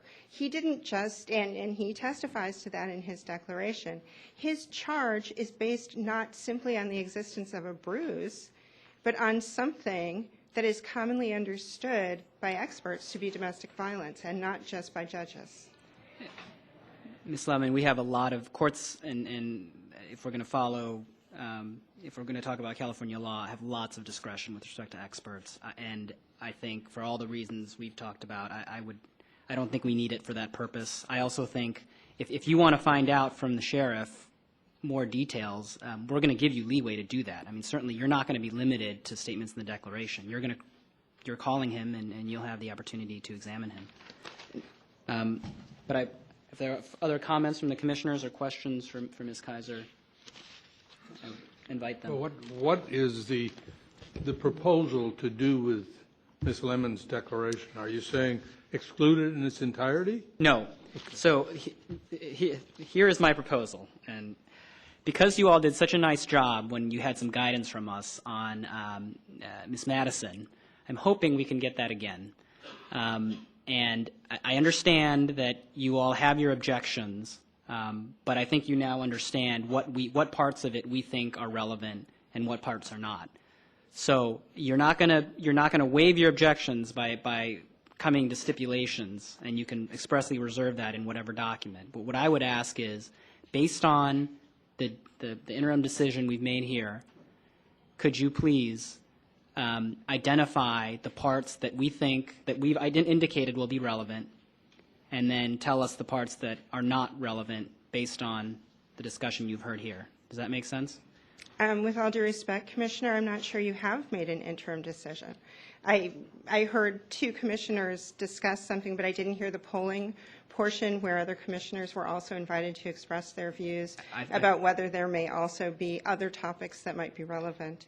And I mean you no disrespect, but this is a very significant issue in this case, in my opinion, and I don't want to be hasty about retreating from it. It's a fair point, and I apologize if I was hasty.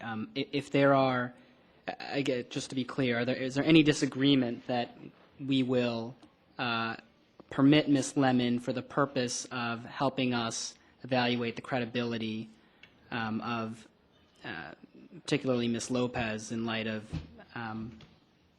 the conflicting story, but not admit it for purposes of telling us why his conduct relates to his duties as sheriff, and that we will not allow it to answer the legal question of what what constitutes domestic violence. Is there any dissent from that? No, could I just clarify? Sure. In the first part of that, you would expect that we would, that this process would keep the information about the nature of domestic violence and the background of how to interpret specific elements or actions within it. The sort of more, the syndrome of domestic violence might be a way that, a phrase I would pick up on. Yeah, I would agree with that. I think some of that background is necessary to tell us, to inform her opinions about why a witness may not be reliable later on. Exactly. Thank you. And I do agree, not for the ultimate conclusion, but for the facts and how the behaviors may affect victims of domestic violence, or why a witness would recant. So I agree with that. Any dissenting view to that? Not necessarily a dissenting view, but one of the concerns I have that much of what Ms. Lemon relies on in coming to her conclusions are alleged facts which we have sort of excised from the record and said that they are not relevant or they're not going to come in. Ordinarily, an expert can only rely on what's in the record, or even whether it's hearsay or not, they can rely on it. But here are events that we have said we're not going to consider, but her entire opinion is based upon what she says are prior acts and which color the conclusions she reaches. And so it may be for the limited purpose that you're talking about, and that is credibility of witness and why things could happen, that's not an important issue. But if we are going to consider it at all for whether or not the acts that took place on December 31st fit the definition of domestic violence as she describes it, then, so I would tend to agree with you that we keep it in, but recognizing that we're using it for a very limited purpose. And I'm not sure that it's necessary to go through it paragraph by paragraph, that we can make the judgment as to whether we want to pay any attention to 90% of it.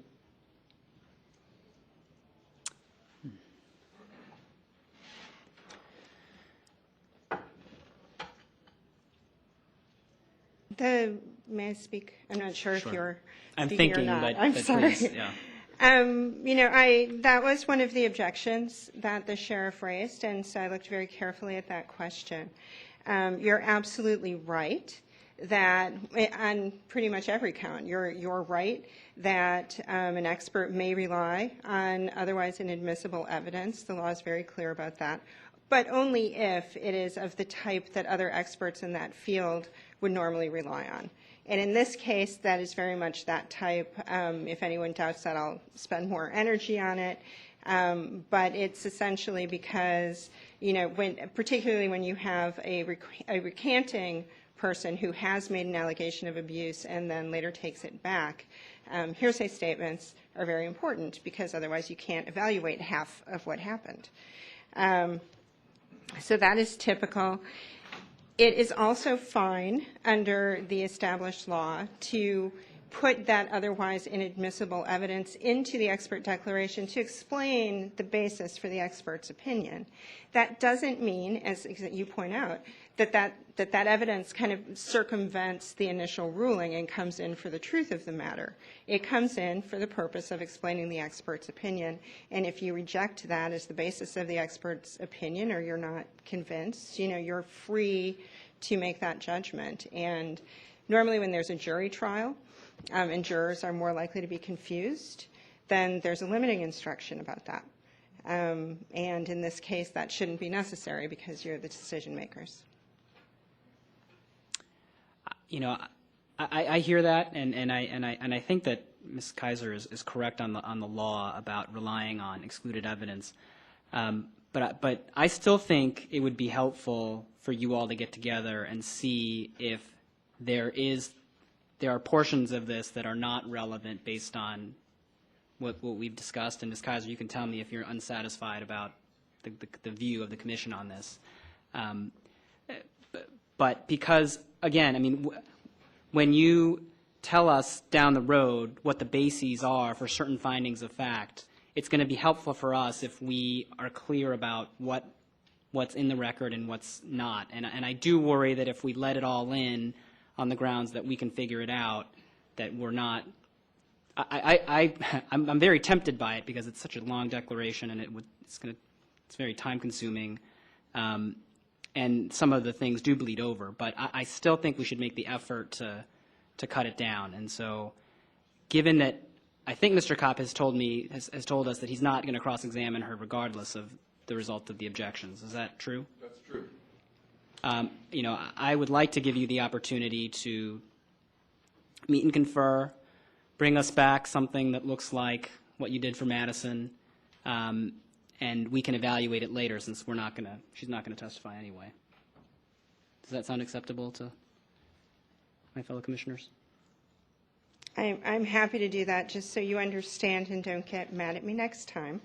I hear a range of viewpoints. I do not hear a single unified voice. I am not mad. I am not mad. So I will do my best to accommodate those instructions, but I may not come back and match every single commissioner's view of what I should have done. I will do my best. Can I bring up one example? This is where I see one of the dividing lines in her declaration. She has, there are a lot of paragraphs that go to explaining why, what the characteristics are of domestic violence and of the relationship and so on and so forth. And then there's also a series of paragraphs or many paragraphs that go towards her opinion of characteristics of an unreformed batterer, quote unquote unreformed batterer.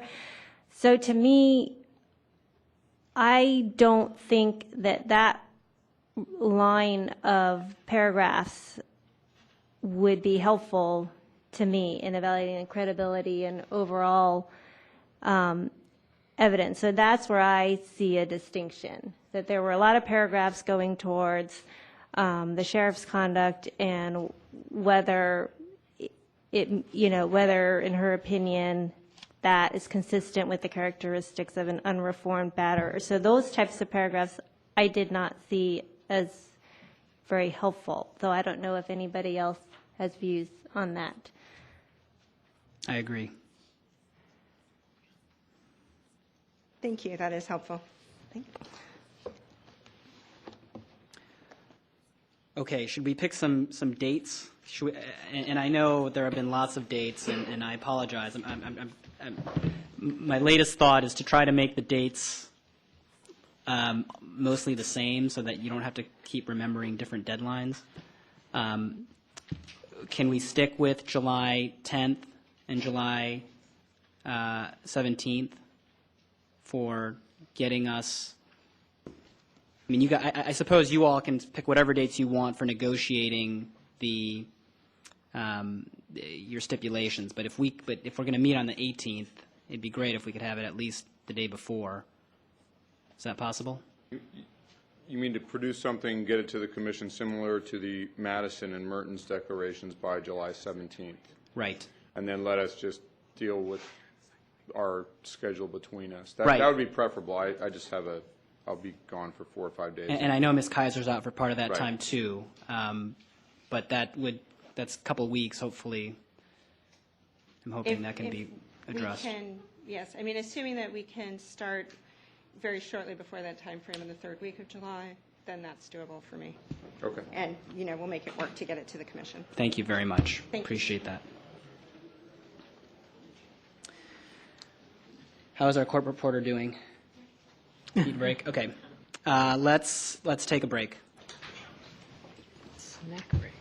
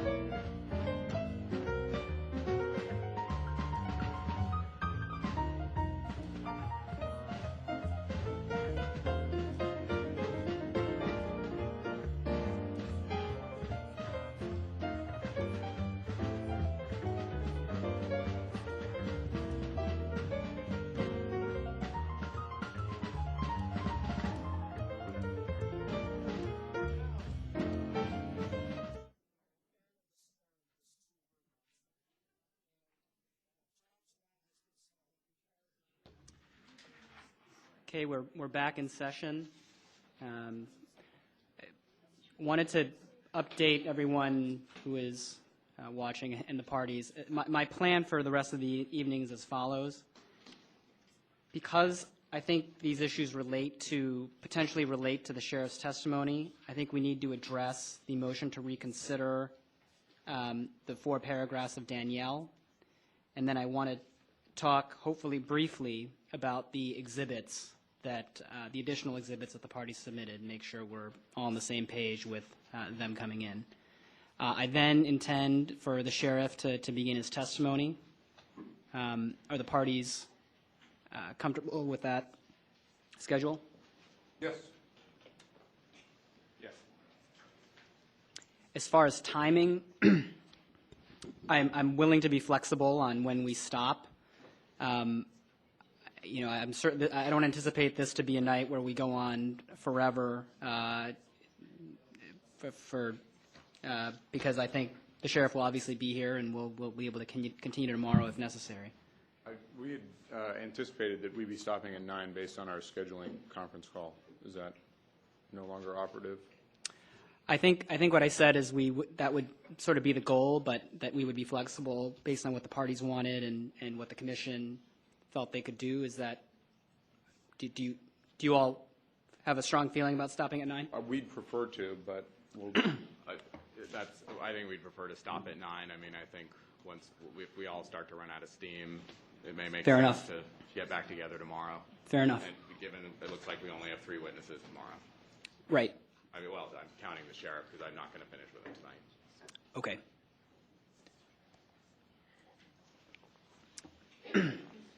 Okay.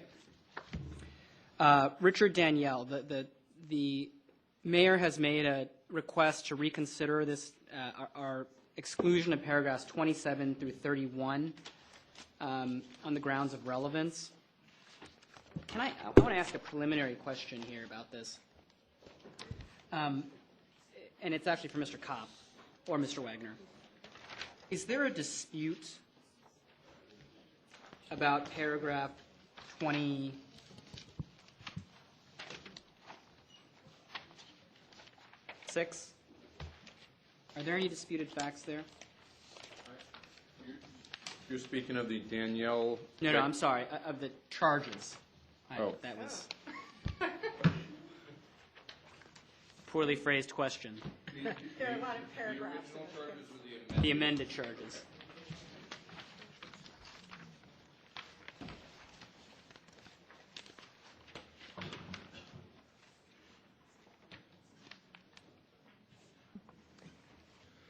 Good question.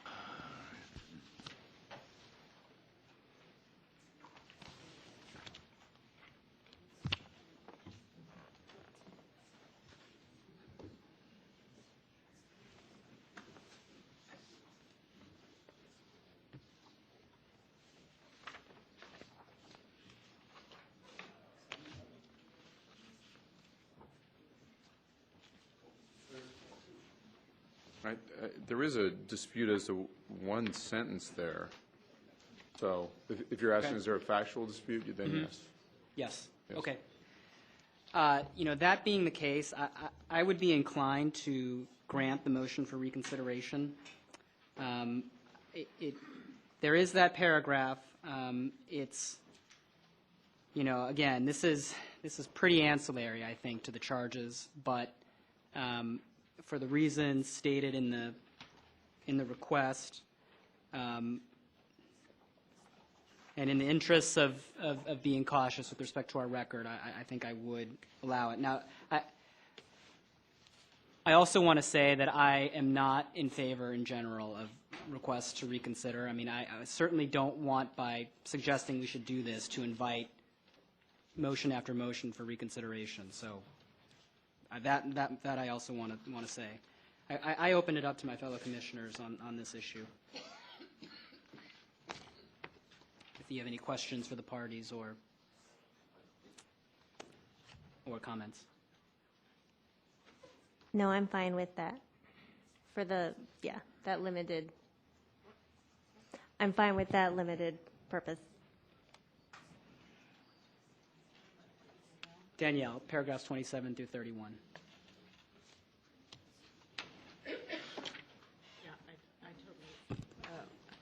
I'm glad to reconsider that, and I think that we should include it, absolutely. Any dissenting view? Okay. That is back in, if we could make note of that.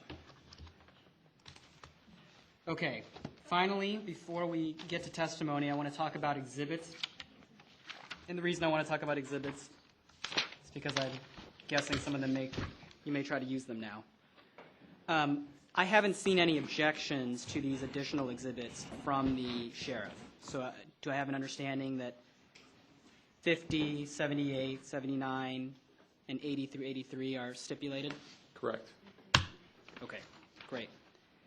There is an objection to the sheriff's case. I tend to agree with the mayor here. I think if you want to cite a case, you can cite it in a brief. We've excluded the testimony about sort of what happened in the past to others, and so I would recommend that we sustain the objection to the sheriff's additional exhibit, which is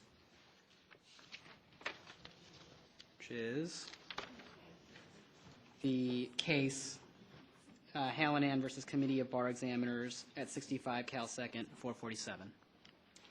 Mr. Kopp, if you'd like to speak I would like to speak to that, and I didn't jump in when you excluded that portion of the Hennessy Declaration dealing with former Sheriff Hongisto.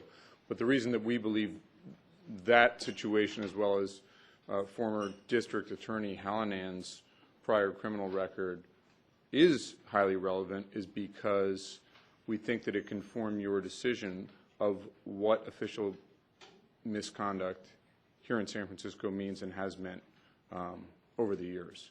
And so that's the purpose of offering that exhibit, because it is clear from the history of San Francisco that a sheriff has willfully defied a court order and not been sanctioned, that a DA has been elected and served well and honorably, as far as I can tell, who had prior criminal convictions. So we think that is highly relevant and probative to official misconduct in the city of San Francisco. Any questions for Mr. Kopp or comments about the admissibility of this exhibit? But Mr. Kopp, aren't those cases under a different standard? Not the standard that we're dealing with here. Well, yes. However, it's our contention that the amended language of the official misconduct portion of the charter is unconstitutionally vague. The decency, right action, expected of all public officers. So our contention is that official misconduct remains what it has always been in San Francisco as it's been defined in case law. And I'll revert to the Mazzola case, which did a pretty good job of canvassing what that means in California and particularly in San Francisco. Under a different standard of the city charter, though, right? Well, not exactly. The charter, the original language of official misconduct remains, and then this extra part was just grafted onto it in the 1995 amendment. So the extra part that was grafted wasn't in play at the time of the Mazzola case, correct? That's correct. And our position is that that extra part that was engrafted onto the charter is not constitutional and should not be considered. So you may not agree with me, but if we're right, then official misconduct today means what it always has meant. And I think you can put that in a brief. Okay. Any dissent to that view? Okay. So that additional exhibit from the sheriff is excluded. Okay. The next item is the testimony of the sheriff. Before he comes up, Mr. Keith, can you give us a time estimate for how long you think you will have him, you will examine him? I'm sorry. A time estimate for how long you will be examining him. In total, it's hard to say without knowing how the first part of the exam goes and how quickly it proceeds. I mean, I don't think I'm going to finish tonight. I can say that much. Okay. Okay. Will the sheriff please come and sit in the chair closest to the commission. Thank you, sir. And I believe we'll have the court reporter swear you in.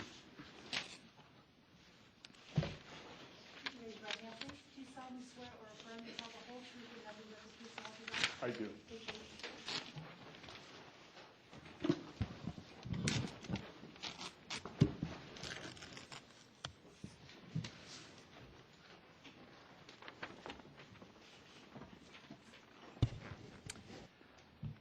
The sheriff is the chief of a law enforcement agency, correct?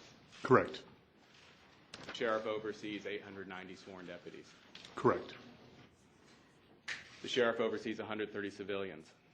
Correct. The budget of the sheriff's department this coming fiscal year is more than $175 million. I believe so. The sheriff's department maintains security in the courts. Correct. Objection as to this line of questioning as to relevance. How is this relevant? I'm inclined to overrule the objection. I think it's foundational. But I assume it's not going to consume an inordinate amount of time. But for now, I will overrule that objection.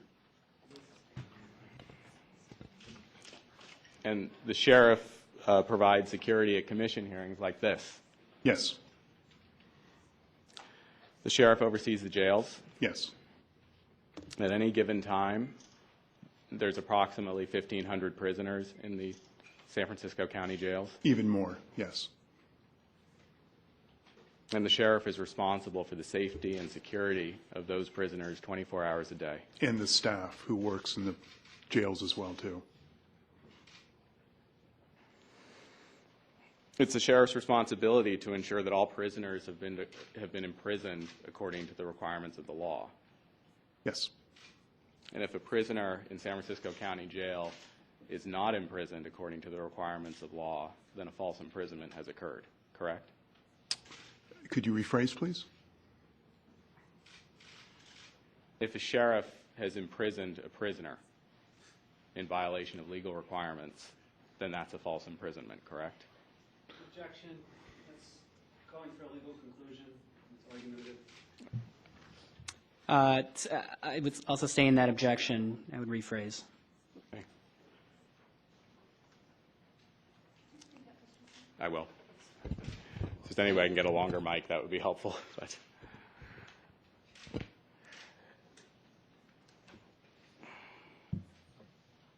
when a prisoner comes to the jail as an arrestee, he's turned over to the custody of the sheriff's deputies, That is correct. and they have to book him into custody.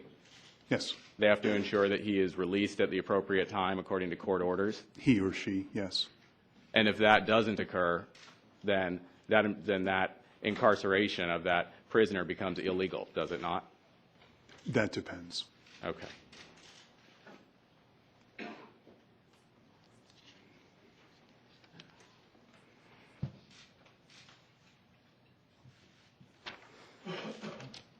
Now, a sheriff has to work as a peer with other law enforcement leaders, Yes.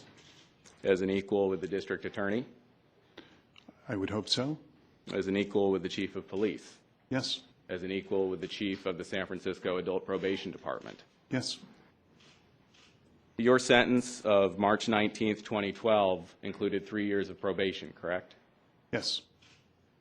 So until March 2015, you will be on probation, I believe so.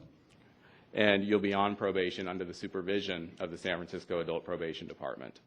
I believe so. And the San Francisco Adult Probation Department has to make recommendations to the court regarding whether or not you are performing the duties of your probation correctly. I believe so. The sheriff has to work as a colleague with the San Francisco Superior Courts. Yes. We discussed before how the sheriff provides security for the courts, Yes. and sheriff's deputies are responsible for executing court orders. Yes. As a result of your conviction, you are required to appear in San Francisco Superior Court for probation hearings. Yes. As a result of your conviction, you're subject to a Superior Court stay-away order. Yes. Under that stay-away order, you cannot have a firearm under your possession or control. Yes.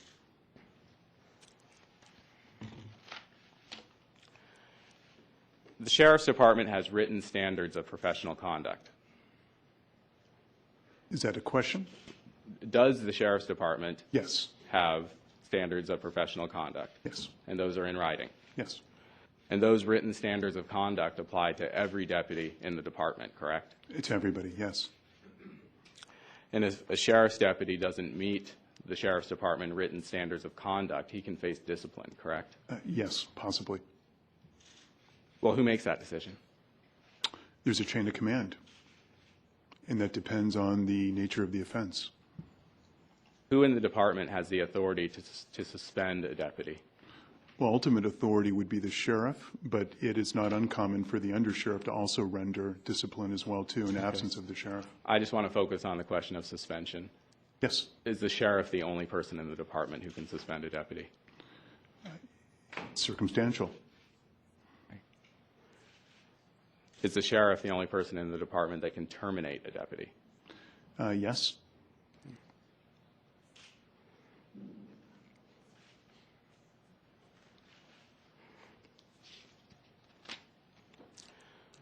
Do the Sheriff Department's written standards apply to the sheriff himself? I believe so, yes. And in a larger sense, shouldn't the sheriff lead the department by example? Yes. Every one of the 890 deputies in the Sheriff's Department should be able to look to the sheriff for an example, correct? Yes. They should be able to look to the sheriff to exercise good judgment. Yes. Every deputy should be able to look to the sheriff to exercise self-control. Yes. Every deputy should expect the sheriff to refrain from abusing his power. Yes. Every deputy should expect the sheriff to support law enforcement efforts. Yes. Every deputy should expect the sheriff not to commit a crime. Yes.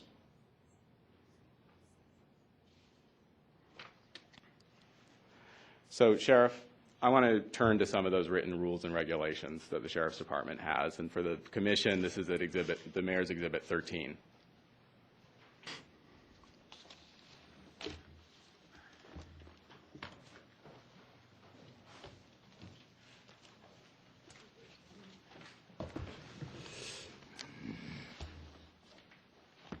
Hold on, counsel.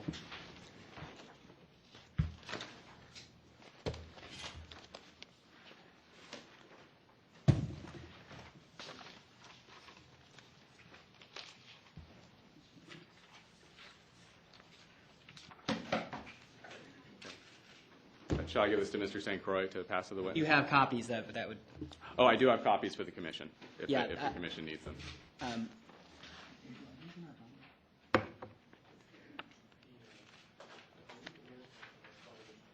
By exhibit numbers, would that be more helpful to have than the binders you have? I don't have them here, though.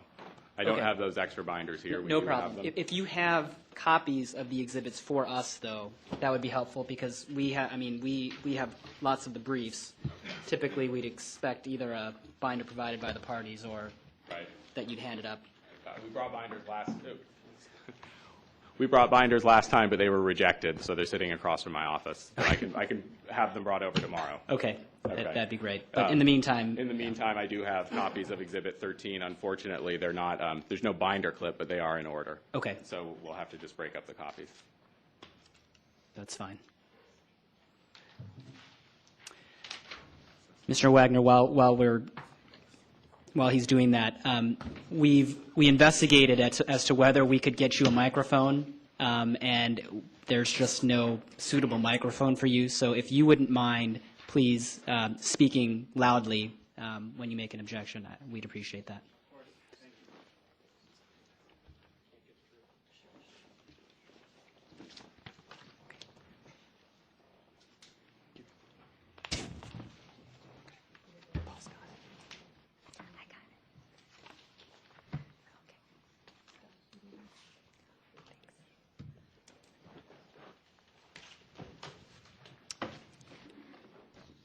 Are all the commissioners ready? Yes. Okay. Thank you. Thank you.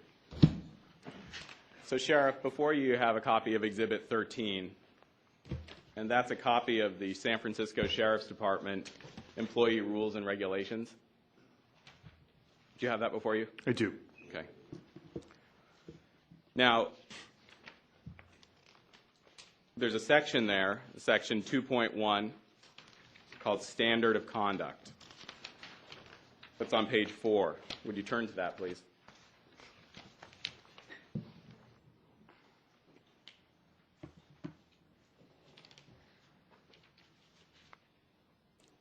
So, Sheriff, the Standard of Conduct states, this is 2.1, Standard of Conduct. Employees shall conduct their private and professional lives in such a manner as to avoid bringing the department into disrepute. That's what it says, correct. What a law enforcement officer does off-duty is important. Yes? Yes.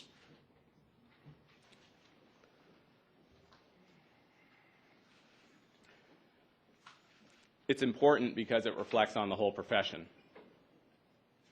Does it reflect poorly on the whole department if one deputy isn't up to standards? It can, yes. Okay. What if a lieutenant isn't up to standards? Can that reflect poorly on the department? It can, yes. Okay. What if a captain isn't up to standards? Can that reflect poorly on the department? It can, yes. What if the sheriff is not up to standards? How does that reflect on the It department? can, yes, absolutely. So the sheriff can be, so in your opinion, when the sheriff doesn't live up to the department standards, does it reflect poorly on the department? Yes, it can. Okay. So are there situations when the sheriff doesn't meet standards when it doesn't reflect poorly on the department? I think that the sheriff is the leader of the department and should lead by example. And if that also means that the sheriff can demonstrate redeeming behavior, then the sheriff, I think, or some of their employees may have that possibility too.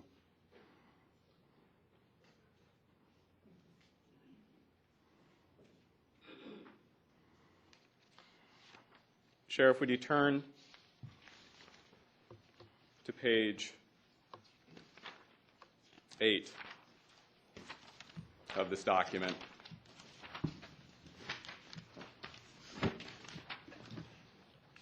At 2.31, there's a definition of misconduct. Do you see that? Yes. Section A, the definition of misconduct for the Sheriff's Department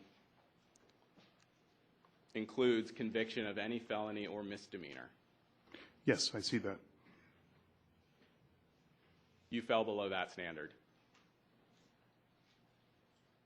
Yes? Yes, I pled to a misdemeanor, yes. Okay. Well, do you think that when you plead to a misdemeanor, you don't get convicted? No. Okay. So you've been convicted of a misdemeanor. I pled to a misdemeanor, a 236 of the Penal Code. That's not what I asked. Were you convicted of a misdemeanor? Objection. This has been asked and answered. He hasn't answered the question. Yes. And that falls below the standards of conduct of the Sheriff's Department. It can, yes. Oh, are there some convictions that don't fall below the standards of conduct of the Sheriff's Department? Not pertinent to your question, no. I want to know if there are any convictions that are excusable for a member of the Sheriff's Department. Not according to this definition. Well, this is the Sheriff's Department's definition, isn't it? Yes. Okay. Are you above the definitions in the Sheriff's Department policies? No.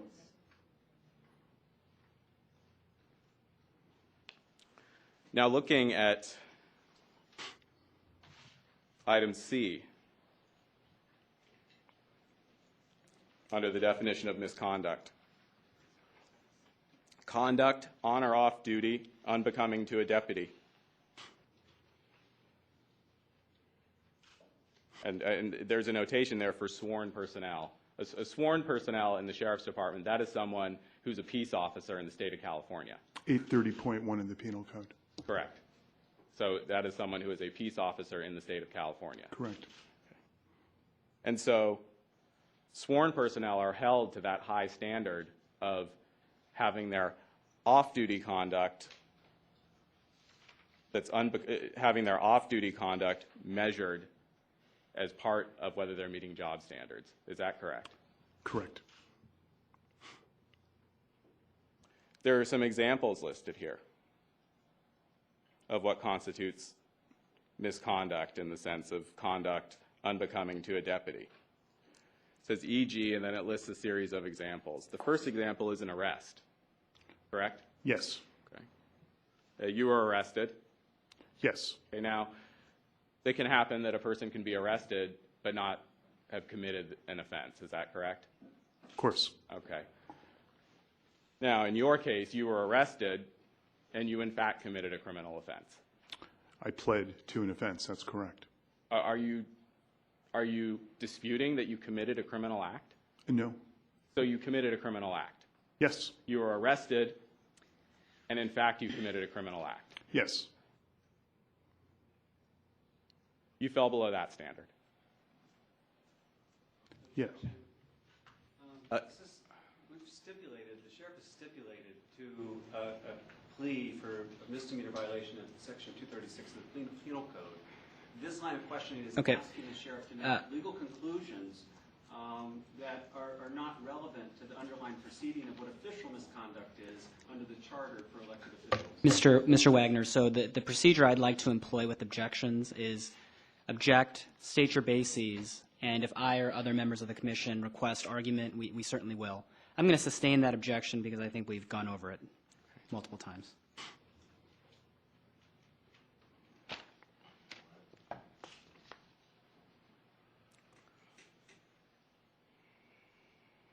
So, Sheriff, item D under misconduct, 2.31D of the standards that apply to all deputies in the department, and you. Conduct on or off duty which reflects adversely on the San Francisco Sheriff's Department is considered to be misconduct. That is what it says. Do you think your conduct has... Objection on the same grounds. The question and answer are in. Okay. No question is pending. Do you think that your conduct reflects adversely on the Sheriff's Department? Yes.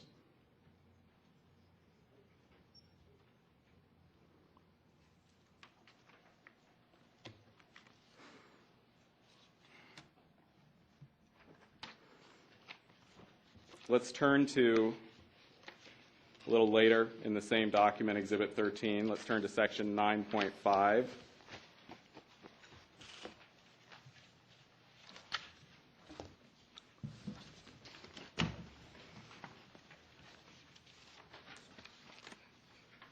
So this section is entitled Departmental Investigations, Cooperation. Employees are required to actively and courteously cooperate when questioned by a competent authority in an investigation conducted by our agency or others.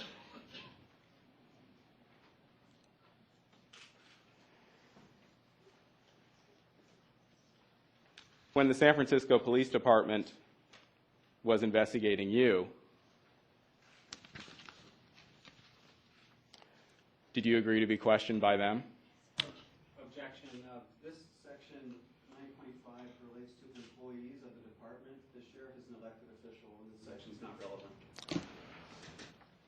I'm also not clear why it's relevant because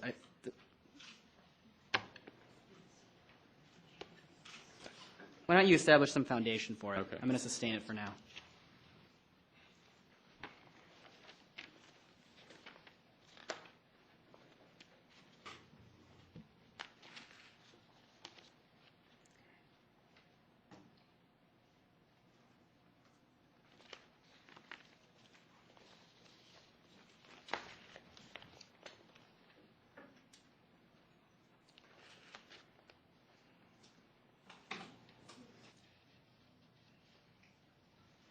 Sheriff,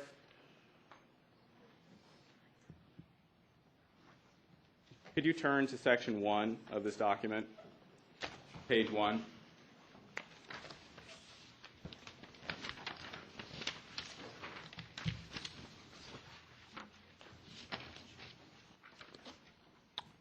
Yes. Right, there's a definition of employee there at 1.5. It says same as departmental personnel. You see that? I do, yes. Okay. Looking at 1.4, departmental personnel. Any person who receives a salary or wage which is paid whether by or through the San Francisco Sheriff's Department, regardless of the source of funds, for service rendered to the department. Did you get a salary when you were the sheriff? Yes. Okay, could you turn back to page 20? We'll go back to that section about departmental investigations.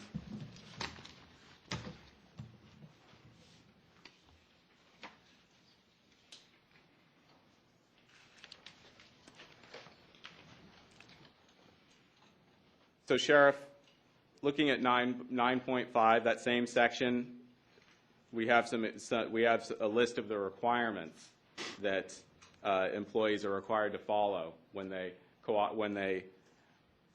is an ongoing investigation. Section D, give answers that are clear, responsive, unambiguous, and that most accurately reflect the truth of the matter. Do you see that? Yes. Do you acknowledge that you had a responsibility when you were sheriff to do just that?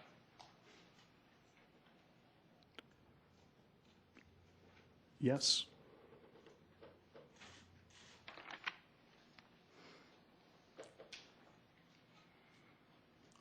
Now, looking at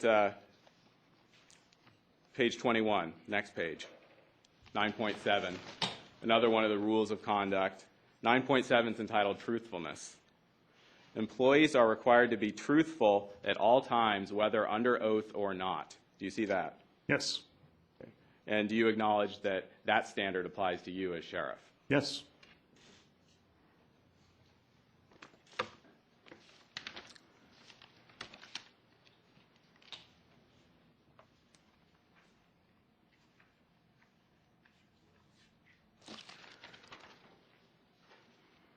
Now, Sheriff, you are currently serving your criminal sentence. Yes. One of the conditions of your criminal sentence was that you participate in 52 weeks of counseling under Penal Code Section 1203.097, correct? Correct. Specifically, you must participate in 52 weeks of domestic violence counseling. Yes.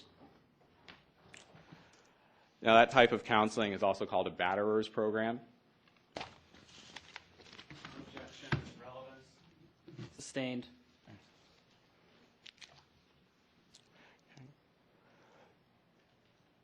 So when you go to these domestic violence counseling classes, do you learn anything? Objection, it's vague, speculative. Do you understand the question, Sheriff? I do. Profoundly. Yes. One of the things you learn in a domestic violence counseling class is that you can't make excuses for violence. Correct. You can't minimize your own acts of violence. Absolutely.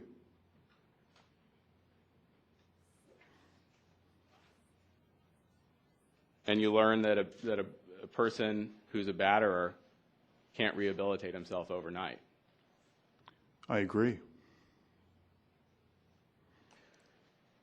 In your domestic violence program, you're being taught that you can't blame the victim for your own acts of violence. Objection, relevance. Overruled. Yes. You learn that domestic violence is an abuse of power. Yes. And you're taught that you must take responsibility for your own acts of violence. Agreed. Any of these principles that we've just discussed that are taught in these programs, do you disagree with any of them? I did not disagree with any of them. Well, do you personally believe in these principles that we've just discussed about teaching about what is taught in a batterer's program? Objection, relevance. I'll overrule that, but Mr. Keith, I hope we move on soon. You may answer, Sheriff. I do not disagree with any of it. I agree with it.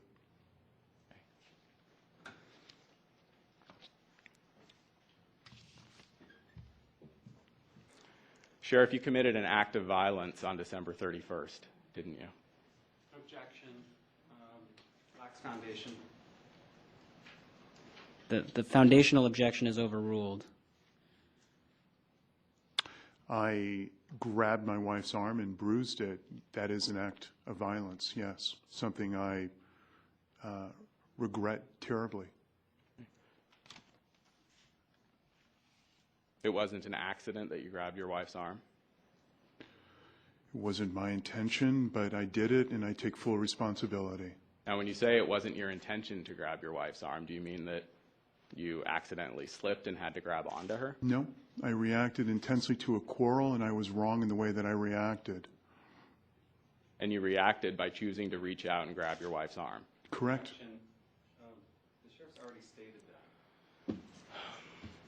that. I'll let the answer stand, but please proceed.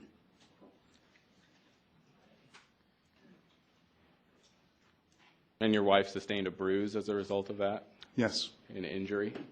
A bruise, yes. Was it your wife's fault that you committed an act of violence against her? Absolutely not. Was it Ivory Madison's fault that you committed an act of violence against your wife? No. Was it Callie Williams' fault that you committed an act of violence against your wife? No. Was it the district attorney's fault that you committed an act of violence against your wife? Objection. Relevance to, obviously, it was not, we stipulate, the sheriff stipulates it was not. Counsel, what did we say about the objections? I got the bases. It's sustained.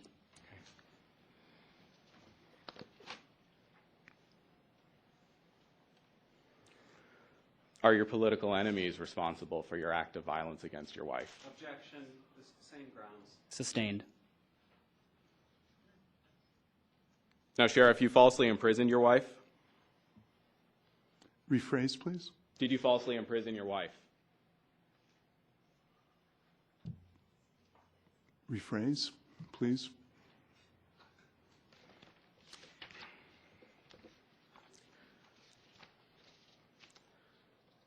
Did you unlawfully violate the personal liberty of your wife? I pled to a 236 of the Penal Code, which is false imprisonment, if that's what you're inferring, sir. Did you do it? Yes. Okay. You falsely imprisoned your wife. I pled to 236 of the Penal Code. I'm not asking you what you pled to, Sheriff. I'm asking you what you did. Objection. Did you restrain your wife's liberty? Yes. And was that an unlawful act? Yes.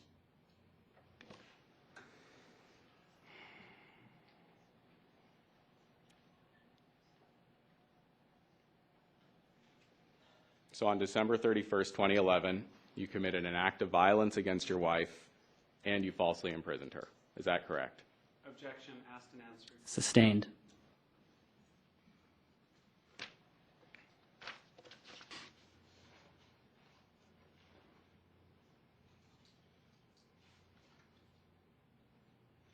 Now, Sheriff, in your declaration, at paragraph 4 and 5, you give us this information about what happened on December 31st. Well, I assume 2011. It didn't happen on December 31st, 2012? Of course. Okay. I had an argument with my wife, Ileana Lopez. At the end of the argument, I grabbed her arm. This resulted in a bruise. Then paragraph 5, the first sentence, it was wrong of me to grab Ileana's arm. We don't get any details about whether it happened in a van or whether it happened in your home. Those are not provided in your declaration. I'm sorry, is there a question? Your declaration doesn't give any further details about what happened between you and your wife. I'm more than happy to answer a question. Why didn't you put more details in your declaration? Objection. Calls for disclosure of attorney-client privilege information. I'm going to sustain that objection. Can you rephrase, counsel? Well, I'm going to actually take that back. Well, yes, I'm going to sustain the objection, but I'll allow you to lay foundation if you want to get to that.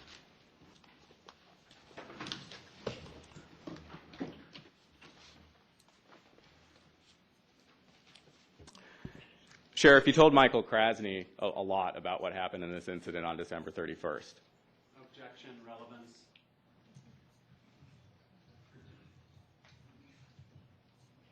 relevance. Counsel, I think there's a question. Can you repeat the question, and I'll let you interject? Can you repeat the question? Yes.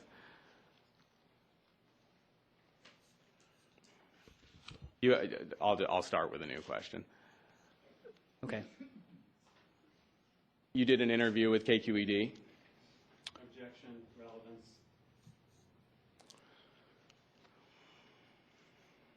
Did an interview with KQED. What is this going to, counsel? I've been asked to lay a foundation, so I'm trying to do it piece by piece to get to the question that I'd like to I'll give you a ask. little leeway there. Okay. It's overruled. Yes. And you spoke on the forum program for more than a half an hour with Michael Krasny. Yes. Okay. You gave him more information than you provide in this declaration. Objection, relevance. Overruled, but it's a short string. I believe so, Okay. Why? because he asked. You're aware that this declaration is your opportunity to put your sworn testimony before this commission and the Board of Supervisors. Objection. That's argumentative, and we'll leave it at that. Overruled.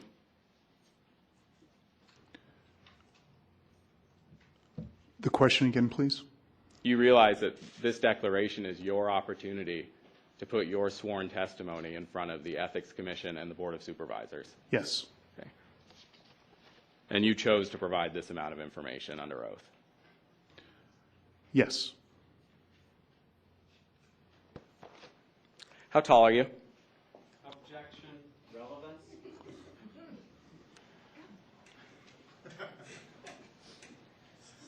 In any case involving a violent act with a victim, size is relevant. I'll overrule it. About 6'1", a little over 6 feet. How much do you weigh? Objection, relevance. It's the same relevance. Overruled. Was December 31st, 2011 the first time you ever used physical force on your wife? Yes. Was December 31st, 2011 the first time you ever used physical force on any woman? Yes. It's the first time that you ever bruised a woman? Yes. You've never bruised a woman before? Objection, asked and answered. Sustained. And then you also mention, let me step back for a moment.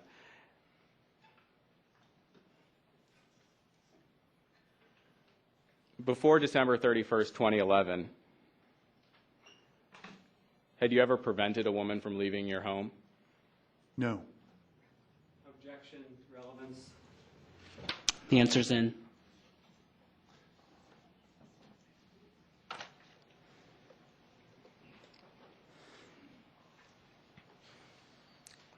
Now, after that December 31st incident with your wife, did you ever contact anyone for advice? Objection, relevance. I'll rephrase. On December 31st, when you grabbed your wife and bruised her, did you realize that you had just done something wrong? Yes. And did you come to any conclusion on December 31st that you needed to take some steps to deal with whatever it was that compelled you to grab your wife and bruise her? Yes. What's the first step that you took? Seeking a therapist. What day did you do that? The following week, actually. In fact, before that, in a course within a few days, I wanted to see somebody. Issues regarding the potential custody of our son and unresolved between me and my wife, hoping that we would go together in counseling. Okay. Yes. Sheriff, can you clarify your answer for me? Did your answer pertain to something, advice that you sought before December 31st or after December 31st? After December 31st, but it had been an ongoing discussion. Okay. Did you contact anyone on January 1st? Rephrase? Did you contact anyone on January 1st seeking help with whatever it was that compelled you to grab and bruise your wife on the 31st? No. Did you suggest that your wife contact anyone?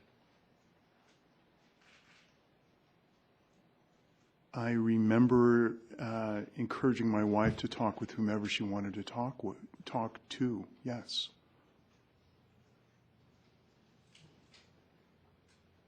Did you make any suggestions as to who she should talk to? I left that entirely to my wife. Did you make any suggestions? Objection. I left that entirely up to my wife. Answers in. Sheriff, I'll allow you and your counsel to decide what you want to do, but typically, if your counsel makes an objection, there's a ruling on the objection before the answer. Okay, I'll pause before I answer. I think it's just a timing issue. Sure. Yes, I understand. Now, the ultimate decision about who to contact and when, it would be up to your wife. Objection. False for speculation, and is also covered by spousal privilege. I don't think the question is asking for a statement. I would overrule the objection. Could you rephrase, please?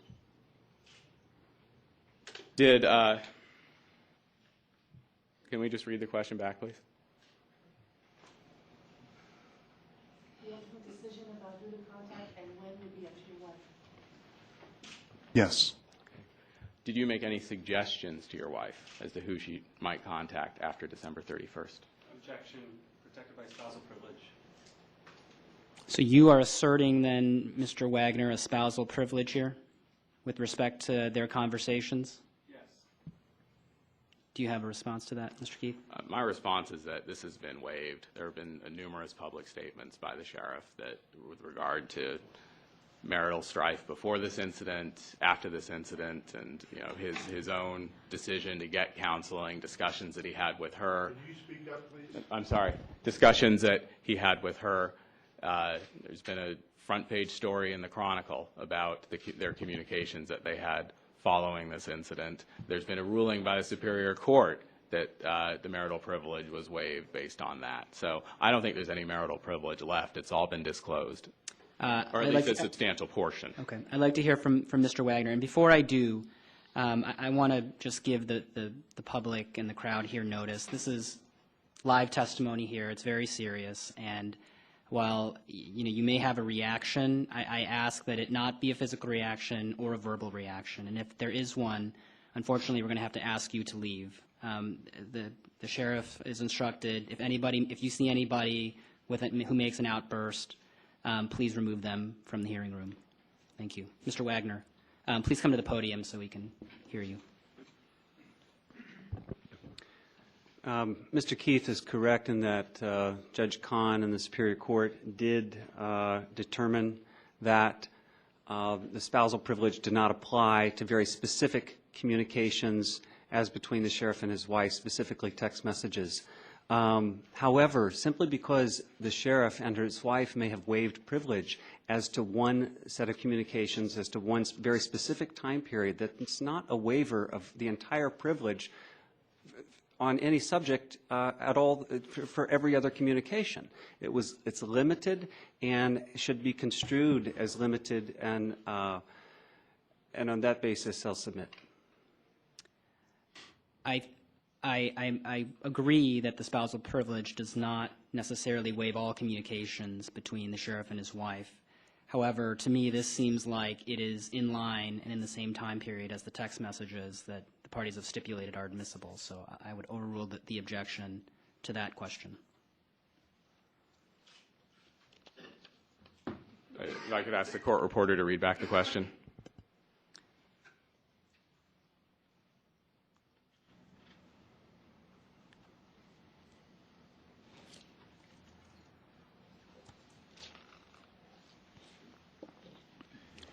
make any suggestions to your wife as to who she might contact after December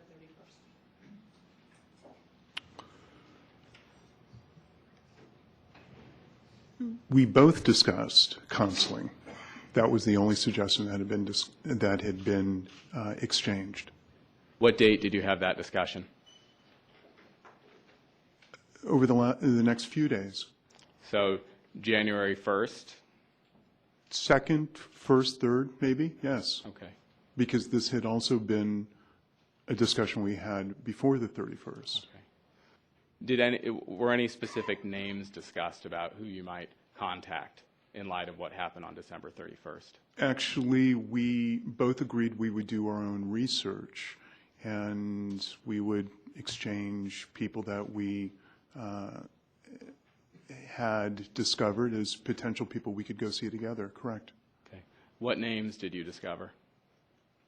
Well, the very person that I actually started to see, who we wanted to see together, but because of the stay-away order, we were prevented from doing so. Sheriff, can you just tell me what names? One name is a Dr. Leopold Viela. What are the other names? There was a list of other names discussed.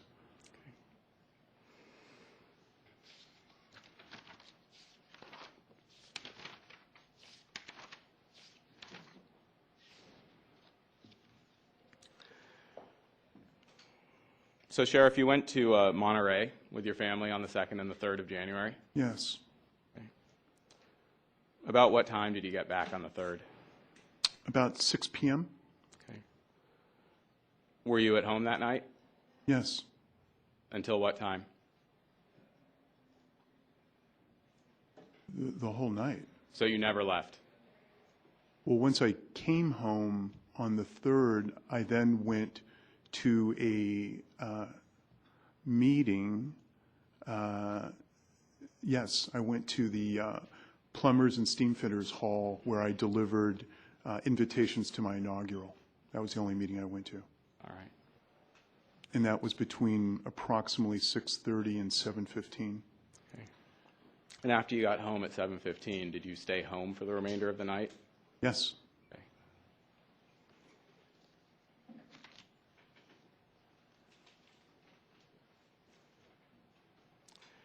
Now on the 4th,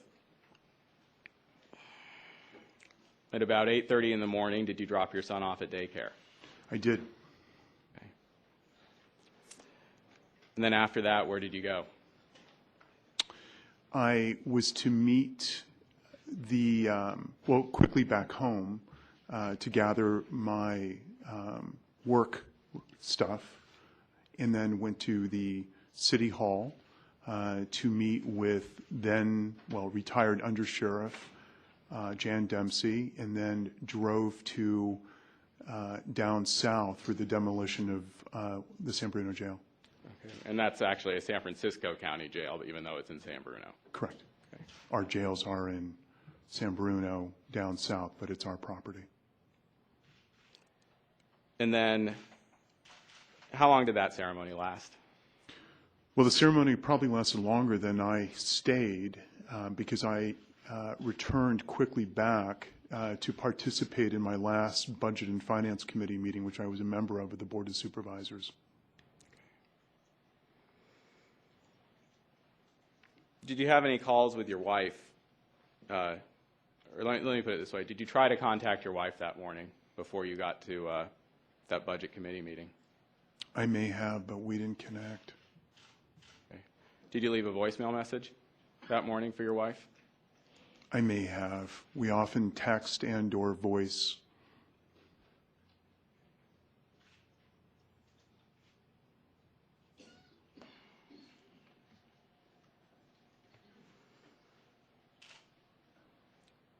I want to show you a copy of Exhibit 80. And does the Commission have Exhibit 80? That's one of the text message exhibits.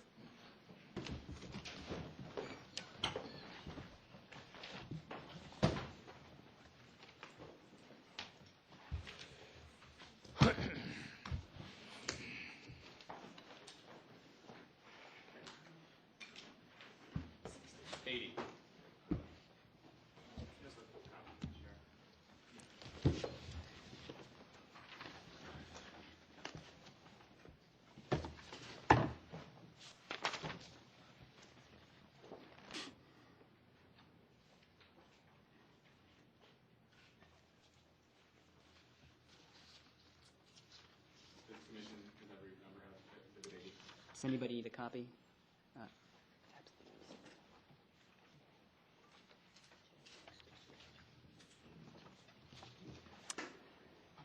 Please proceed.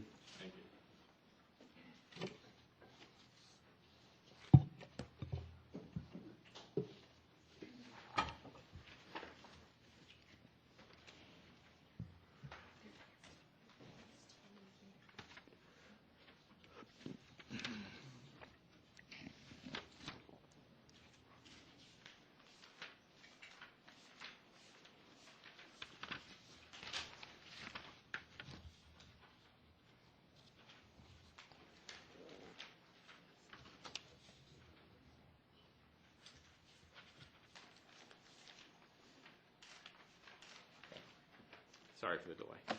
I'm going to give the witness a copy. Okay.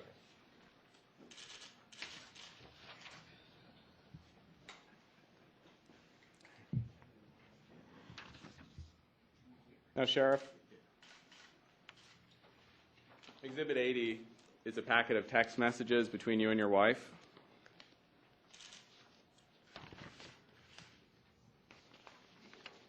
Could you turn to the text messages on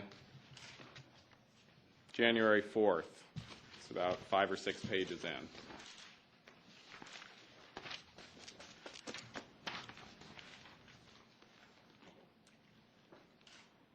Counsel, so we are all on the There's same page. Can you tell us? There's a page that has text messages from January 2nd, 3rd, and 4th. Okay. Thank you. Now, Sheriff, do you see that text message? On January 4th, on the bottom of the page, it has text messages from the 2nd, 3rd, and 4th? Yes. Okay. So you'd sent your wife a message that said, left you a VM but didn't hear back. What happened? Do you see that? I do, yes. Okay, and that was a message that you sent at 12:03 p.m. on January 4th? Yes.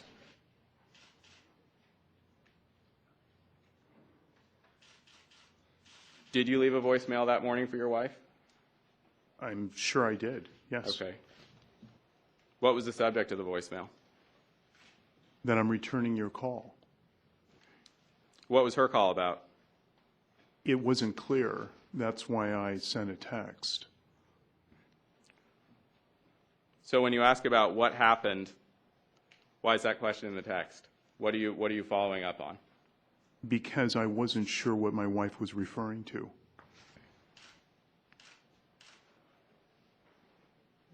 What is it, to the best of your recollection, was it that your wife said in the message that she left for you?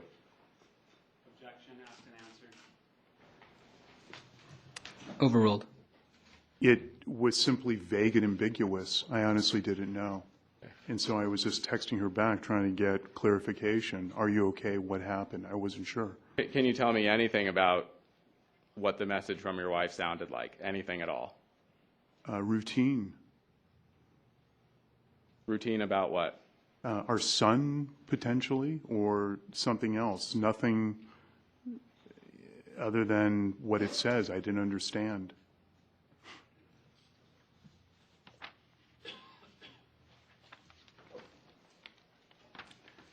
Now, Sheriff, have you become aware of a telephone call that your wife had with Lynette Peralta Haynes on the morning of January 4th that lasted about 39 minutes? I'm sorry, what is the question? Sheriff, have you become aware of a telephone call between your wife and Lynette Peralta Haynes on the morning of January 4th that lasted about 39 minutes? Yes, I have since become aware of it. Okay. Yes.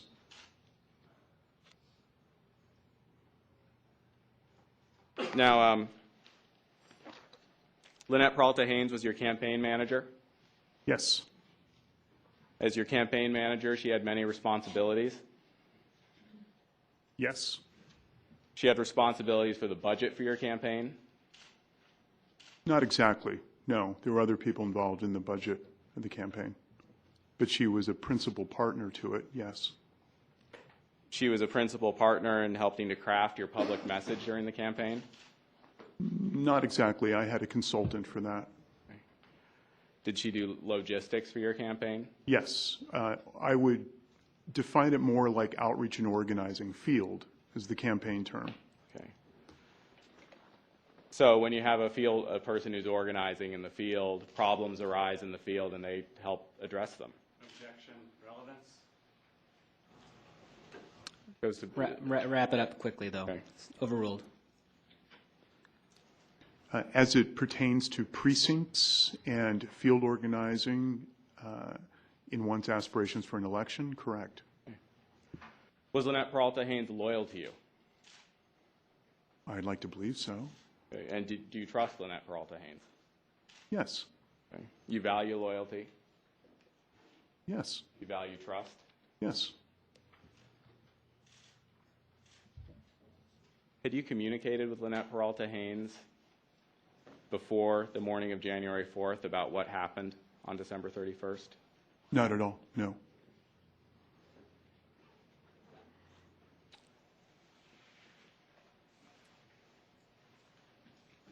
Had you left her a message? No. Text message? No. Email? No. Had you ever communicated before January 4th with Lynette Peralta Haynes about problems in your marriage? No.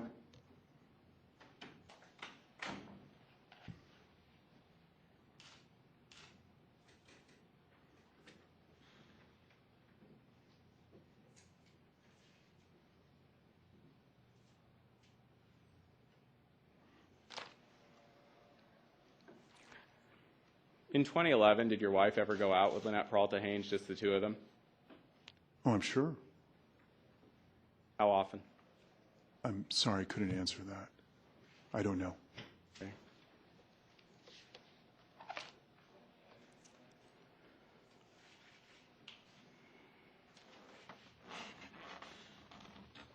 Now, Sheriff, on the 4th, your budget hearing concluded around 12:15 in the afternoon. I thought a little bit later, Okay. but I'll believe you if that's Okay. correct. Okay. In any case, did you leave around 12:15 in the afternoon or a little later? Later. Where did you go? To my office and darting back and forth between my office and the sheriff's office. Since I was 4 days away from being inaugurated, we were still moving out of my supervisor's office. Okay. And so when you went to your office after the budget hearing, did you just stop in for a moment? Did you stay there for a while? Were you moving things? Moving. It was chaotic. Okay. There's a lot of moving going on in those last few days. Okay. And had Michael Hennessy already vacated the office that you were going to move into? No. When I say the office, I mean the physical office. I don't mean the office of the sheriff. No. Okay.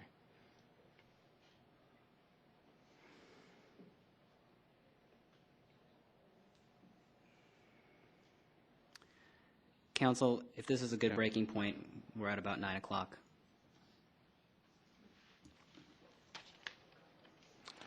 It's as good as any. Okay. Mr.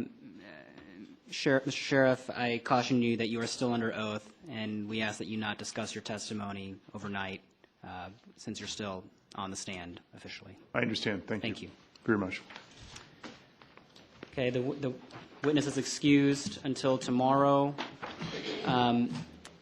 Counsel, if we could do a couple housekeeping things.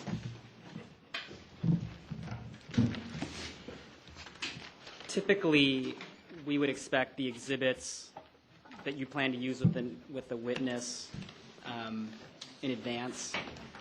Or, I mean, you could pass them every time, but it probably will disrupt your examination more than necessary. So if you could Like give I us a said, reminder. yeah, we brought them good. last week, but Okay. then we were told they weren't needed, so we just didn't bring them. We'll bring them tomorrow morning. Okay. Is that doable for you, Mr. Kopp, with respect to Yeah, exhibits you're going to use at the? we should be able to do that, yes. Okay. Okay. Mr. Keith, how much more time do you think you have? Because we need to figure out the schedule for the remaining witnesses tomorrow.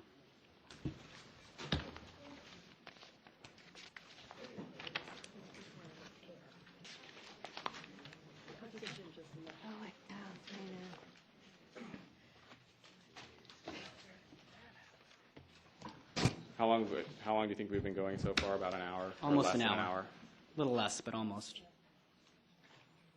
I'm going to say an hour. Okay. Mr. Wagner, do you have any sense yet of whether you want redirect and how much time you think you'll need? Yes, Commissioner, we would like to redirect. I don't think we need more than an hour, probably maybe a half hour or less. Okay. So we're starting at 9, 10:30.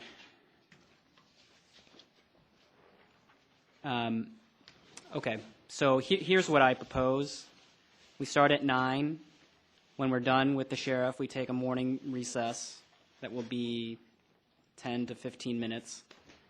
After that, if you could have your client, the mayor, ready to testify, let's say at 11 approximately. I'm hoping that 11 will be safe, such that if we end a little early, maybe we take a little bit longer break or deal with, I'm sure we have many administrative things we could discuss if we need to fill the time. But just to provide the mayor with some sense of when to show up. Can I just Sure. wait?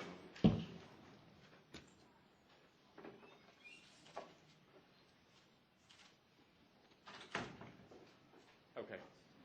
Is that reasonable to Sheriff's Counsel?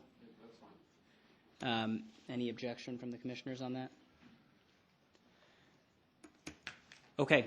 And then subsequent to that, we'll have the mayor. My thought is to take a lunch break after the mayor and then go into the examination of Mr. Lansdowne after lunch. Okay? Okay. Okay, before we adjourn, it has been our practice to make interim rulings on the decisions that we've made and take a vote on them. These rulings are not final. We are in a continuing meeting, so like we do, if this was a normal one-day meeting, we would hear public comment and then take official votes. But these are interim votes, but because we've been doing them, I think it is helpful in terms of summarizing the interim decisions of the commission. So is there a motion to adopt the rulings that the commission has made, the interim rulings the commission has made today? Is there a second? I'll second. All in favor? Aye. Opposed? Hearing none. The meeting is adjourned.